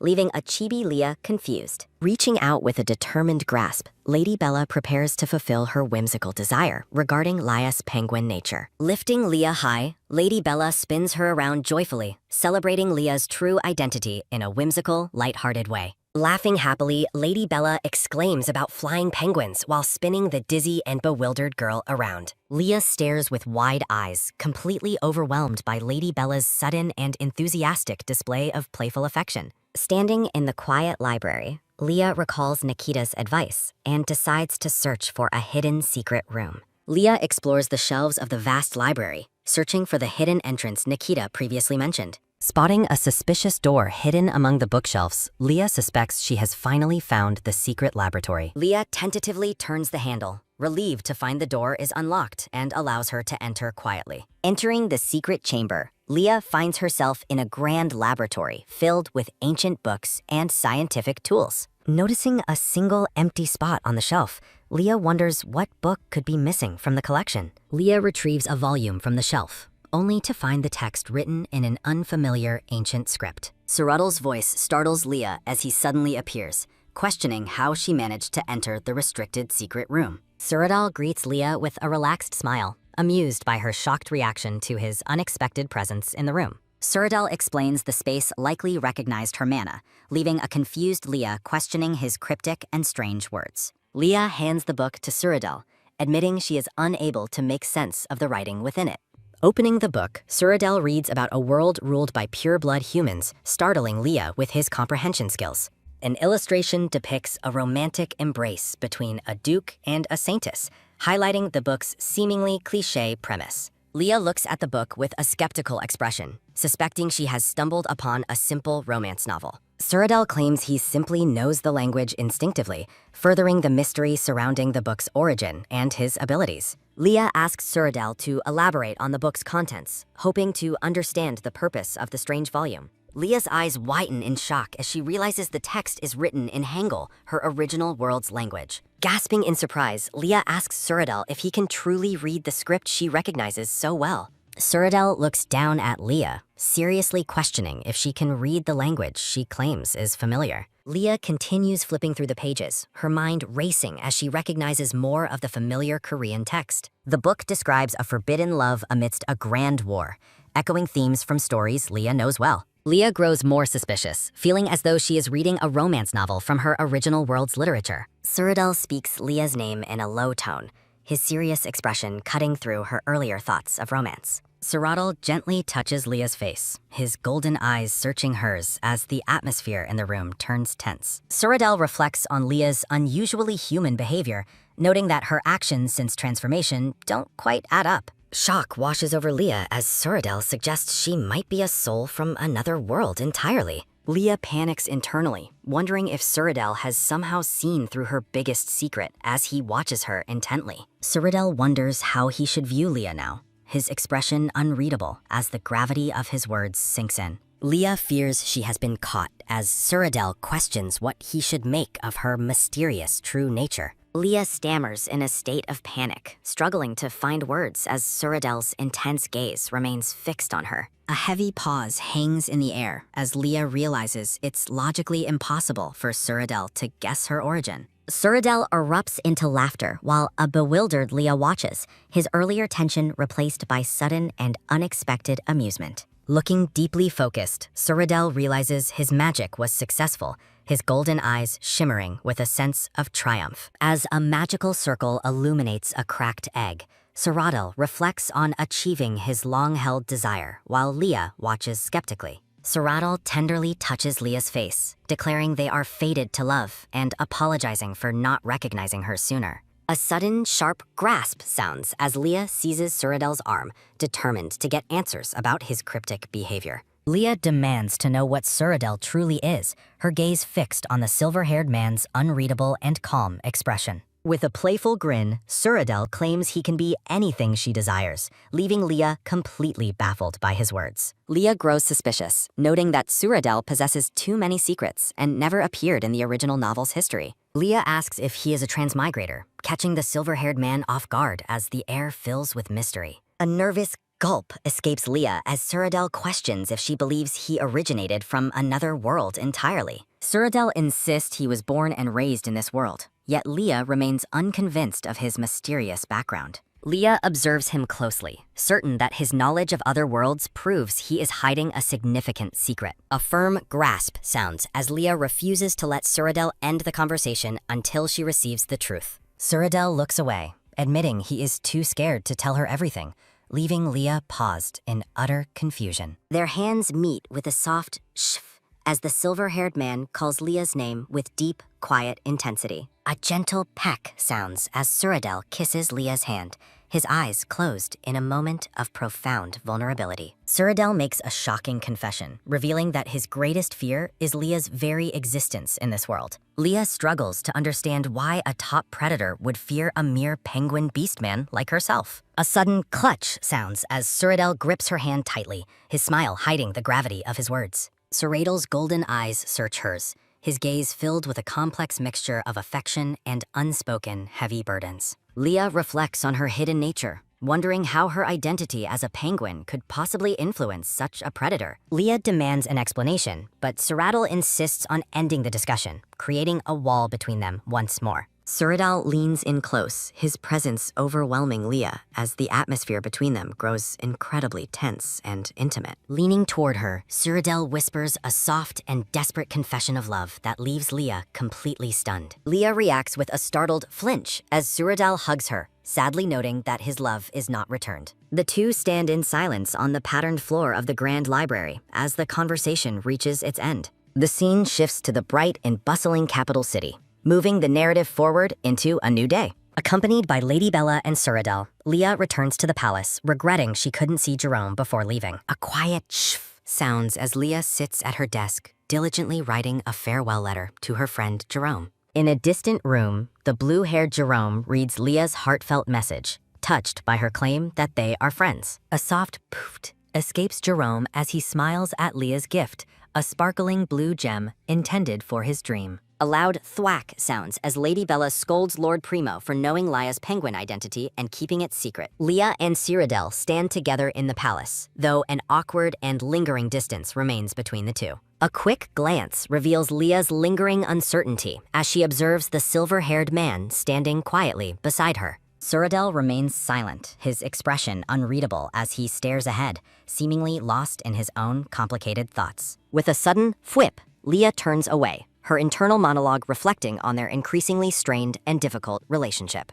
Leaning out her window, Leah wonders if Cyrodiil keeps secrets because he finds her fundamentally untrustworthy or weak. A sudden crash startles Leah as someone calls out for her, breaking her deep and somber internal reflection. A panicked "pot" sounds as the maid Prim bursts in, announcing that Theodore from House Wolf is dying. Leah is distracted by Prim's personal life, asking if she has started dating the man named Jack again. A playful "shake" sounds as Leah dismisses the idea while Prim teases her about surrendering to someone's cuteness. A sharp crack emphasizes Prim's explanation that Theodore's condition is critical because his soul imprinting failed. Prim explains that House Wolf is searching for the mysterious woman Theodore imprinted on, causing Leah's face to pale. A frustrated Arg, escapes Leah as she worries if her actions at the hunting tournament caused this disaster. Leah's expression hardens with resolve as she realizes she cannot ignore the consequences of the imprinting. A heavy "do done" sounds as Leah declares her determination to uncover the truth and help the dying man.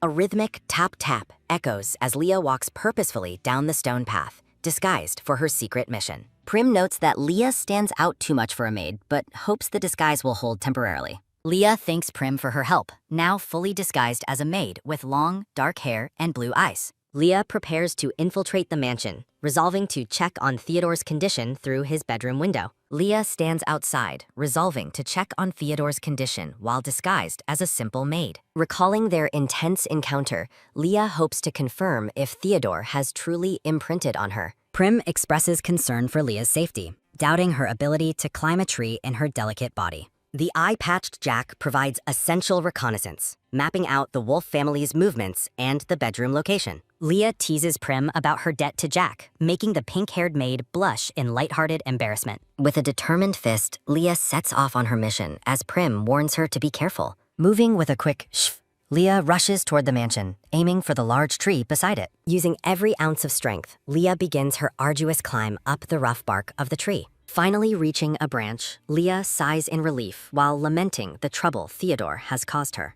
Peering through the glass, Leah spots the black-haired Theodore lying motionless and unwell in his bed. Seeing his pale complexion, Leah feels a pang of worry for the man who seems to be suffering. Leah wonders if her presence would help him, but she finds it difficult to see clearly from afar. Straining for a better look, Leah searches for a way to get closer to the ailing wolf. A sudden thump sounds as Theodore's eyes snap open, his red gaze fixing directly on the startled Leah. Panicking, Leah leaps from the tree with a desperate jump, intent on making a quick getaway. Leah flees as fast as she can, terrified that Theodore's glowing eyes actually saw her hidden presence. A heavy clack sounds as Theodore leaps from his balcony, landing with terrifying precision to chase the intruder. Shocked by his sudden burst of energy, Leah runs for her life as Theodore pursues her relentlessly. Leah realizes her presence inadvertently healed him, fueling her determination to escape before being caught. Theodore lunges forward, his hand nearly catching Leah as she screams in absolute terror.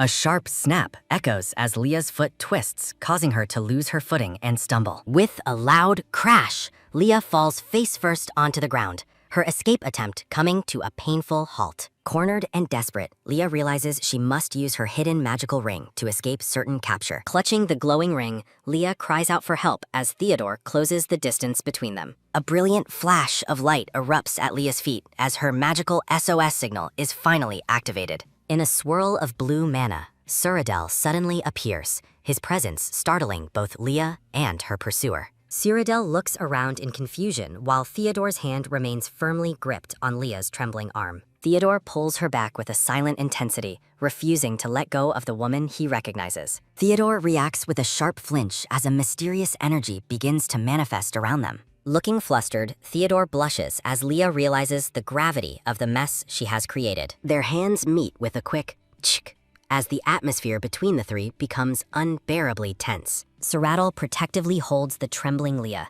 his golden eyes narrowing as he checks her for injuries. Leah clutches her skirts, her hands shaking from the pain and the sheer intensity of the confrontation. A dark shadow falls over Cyrodiil's face as he demands Theodore provide a good explanation for his actions. The two powerful men face off over the fallen Leah, their clashing auras filling the garden with tension. Theodore reminds Cyrodiil they're on wolf territory, but Cyrodiil prioritizes Leah's well-being above all else. Theodore demands to know why Cyrodiil cares so much for a mere maid, his red eyes burning. Begging to leave, Leah admits she is in pain, prompting Cyrodiil to relay her request coldly. With a sudden whip, Cyrodiil teleports Leah away, leaving a stunned Theodore standing alone in the garden. Theodore stares at the empty space, Cyrodiil's name escaping his lips with a mixture of anger and regret. Theodore reflects on the moment their eyes met, knowing instantly that Leah is the one he sought. Confirmation fills his mind as he realizes Leah is the true partner he has actually imprinted on. He recalls the overwhelming desire to hold her,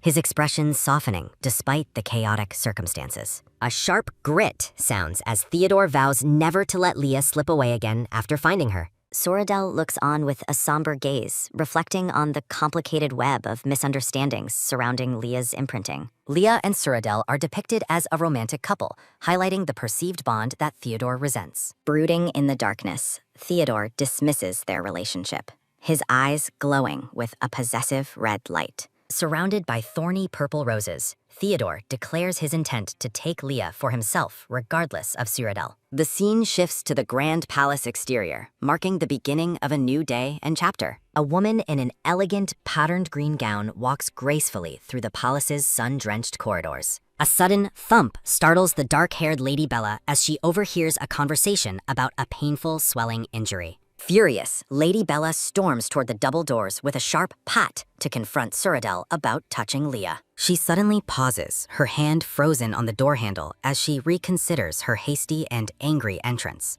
A quiet click sounds as Lady Bella enters calmly, worried she might cause another awkward mess for Leah. Lady Bella reflects on Leah's past troubles, hoping to avoid putting the young girl in another difficult situation. With a determined tisk, Lady Bella turns away, deciding to settle her grievances with Soradel at another time. Inside the room, Chibi Leah wonders if she heard a noise at the door while Chibi Soradel watches. Leah winces with a painful ugh as she deals with the sharp sting of her recent hand injury. A brilliant flash of blue mana appears as Soradel heals Leah's hand, causing her to cheer in relief. Leah thanks Soradel for his help, while the silver-haired man praises her for being exceptionally brave during treatment. Soradel's expression turns serious as he addresses Leah, shifting the mood of their private and quiet conversation. Soradel stares ahead with a somber gaze, his golden eyes reflecting the complex weight of his unspoken thoughts. Caught off guard, Leah reacts with a nervous flinch as she struggles to explain her recent secret actions. A soft gulp highlights Leah's inner resolve to be completely honest with Soradel about her connection to Theodore. Leah turns towards Soradel with a quick whip, ready to reveal the truth about saving the dying wolf. Leah confesses she found Theodore half dead during the hunting competition and felt a moral obligation to help him. Leah admits to using Soradel's elixir to save Theodore's life, prompting a thoughtful and curious look from Soradel. Leah gestures with her hand, insisting that her intervention was the only reason Theodore survived his critical injuries. Soradel laughs, jokingly suggesting that Leah should have hit Theodore harder instead of using magic to save him. Leah explains that she only checked on Theodore after hearing rumors about an incomplete imprinting, hoping to help. A flashback shows Theodore gripping Leah's arm as Soradel realizes the wolf completed the imprint during her visit. Leah nods solemnly, confirming her suspicion that Theodore's imprinting process was finalized when she arrived at his mansion. A dark aura surrounds Soradel as he fumes over Theodore's nerve to imprint on the woman who saved him. Soradel reassures Leah with a gentle shh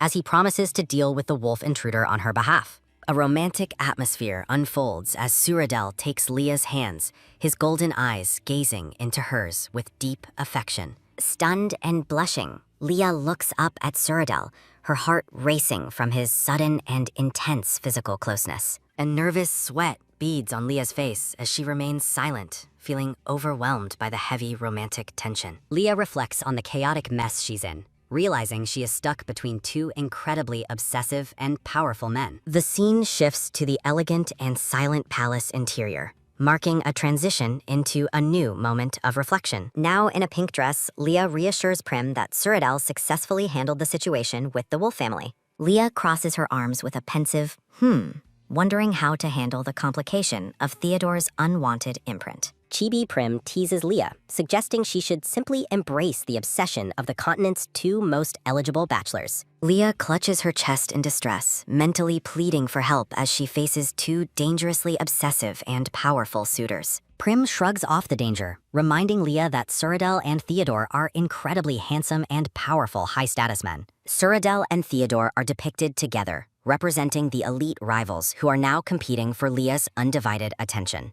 Leah dismisses the comparison, firmly believing that her father, Lord Primo, is far superior to any eligible bachelor.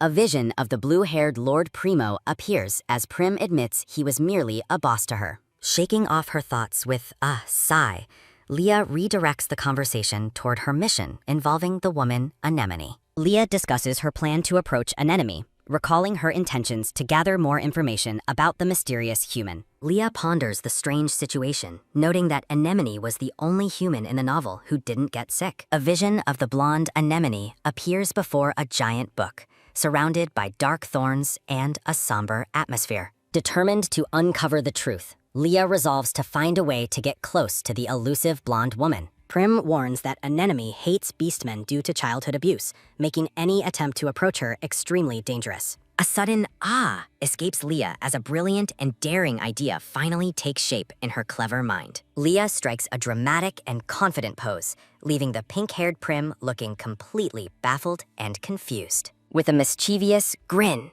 Leah prepares to act on her new plan, her eyes shining with newfound determination. A loud crash startles the room as Prim reacts to a shocking rumor she just remembered about Anemone. A sudden bang sounds as the orange-haired Russ bursts into the room, urgently calling out for Lady Leah. Furious, Prim scolds Russ for his rude interruption, demanding to know what could possibly be so important. The scene shifts to the blue-haired Lord Primo standing alone in a grand, darkened hall filled with purple flowers. The light blue-haired Sir Reynos makes a grand appearance, his serious gaze and monocle framed by a dark floral backdrop.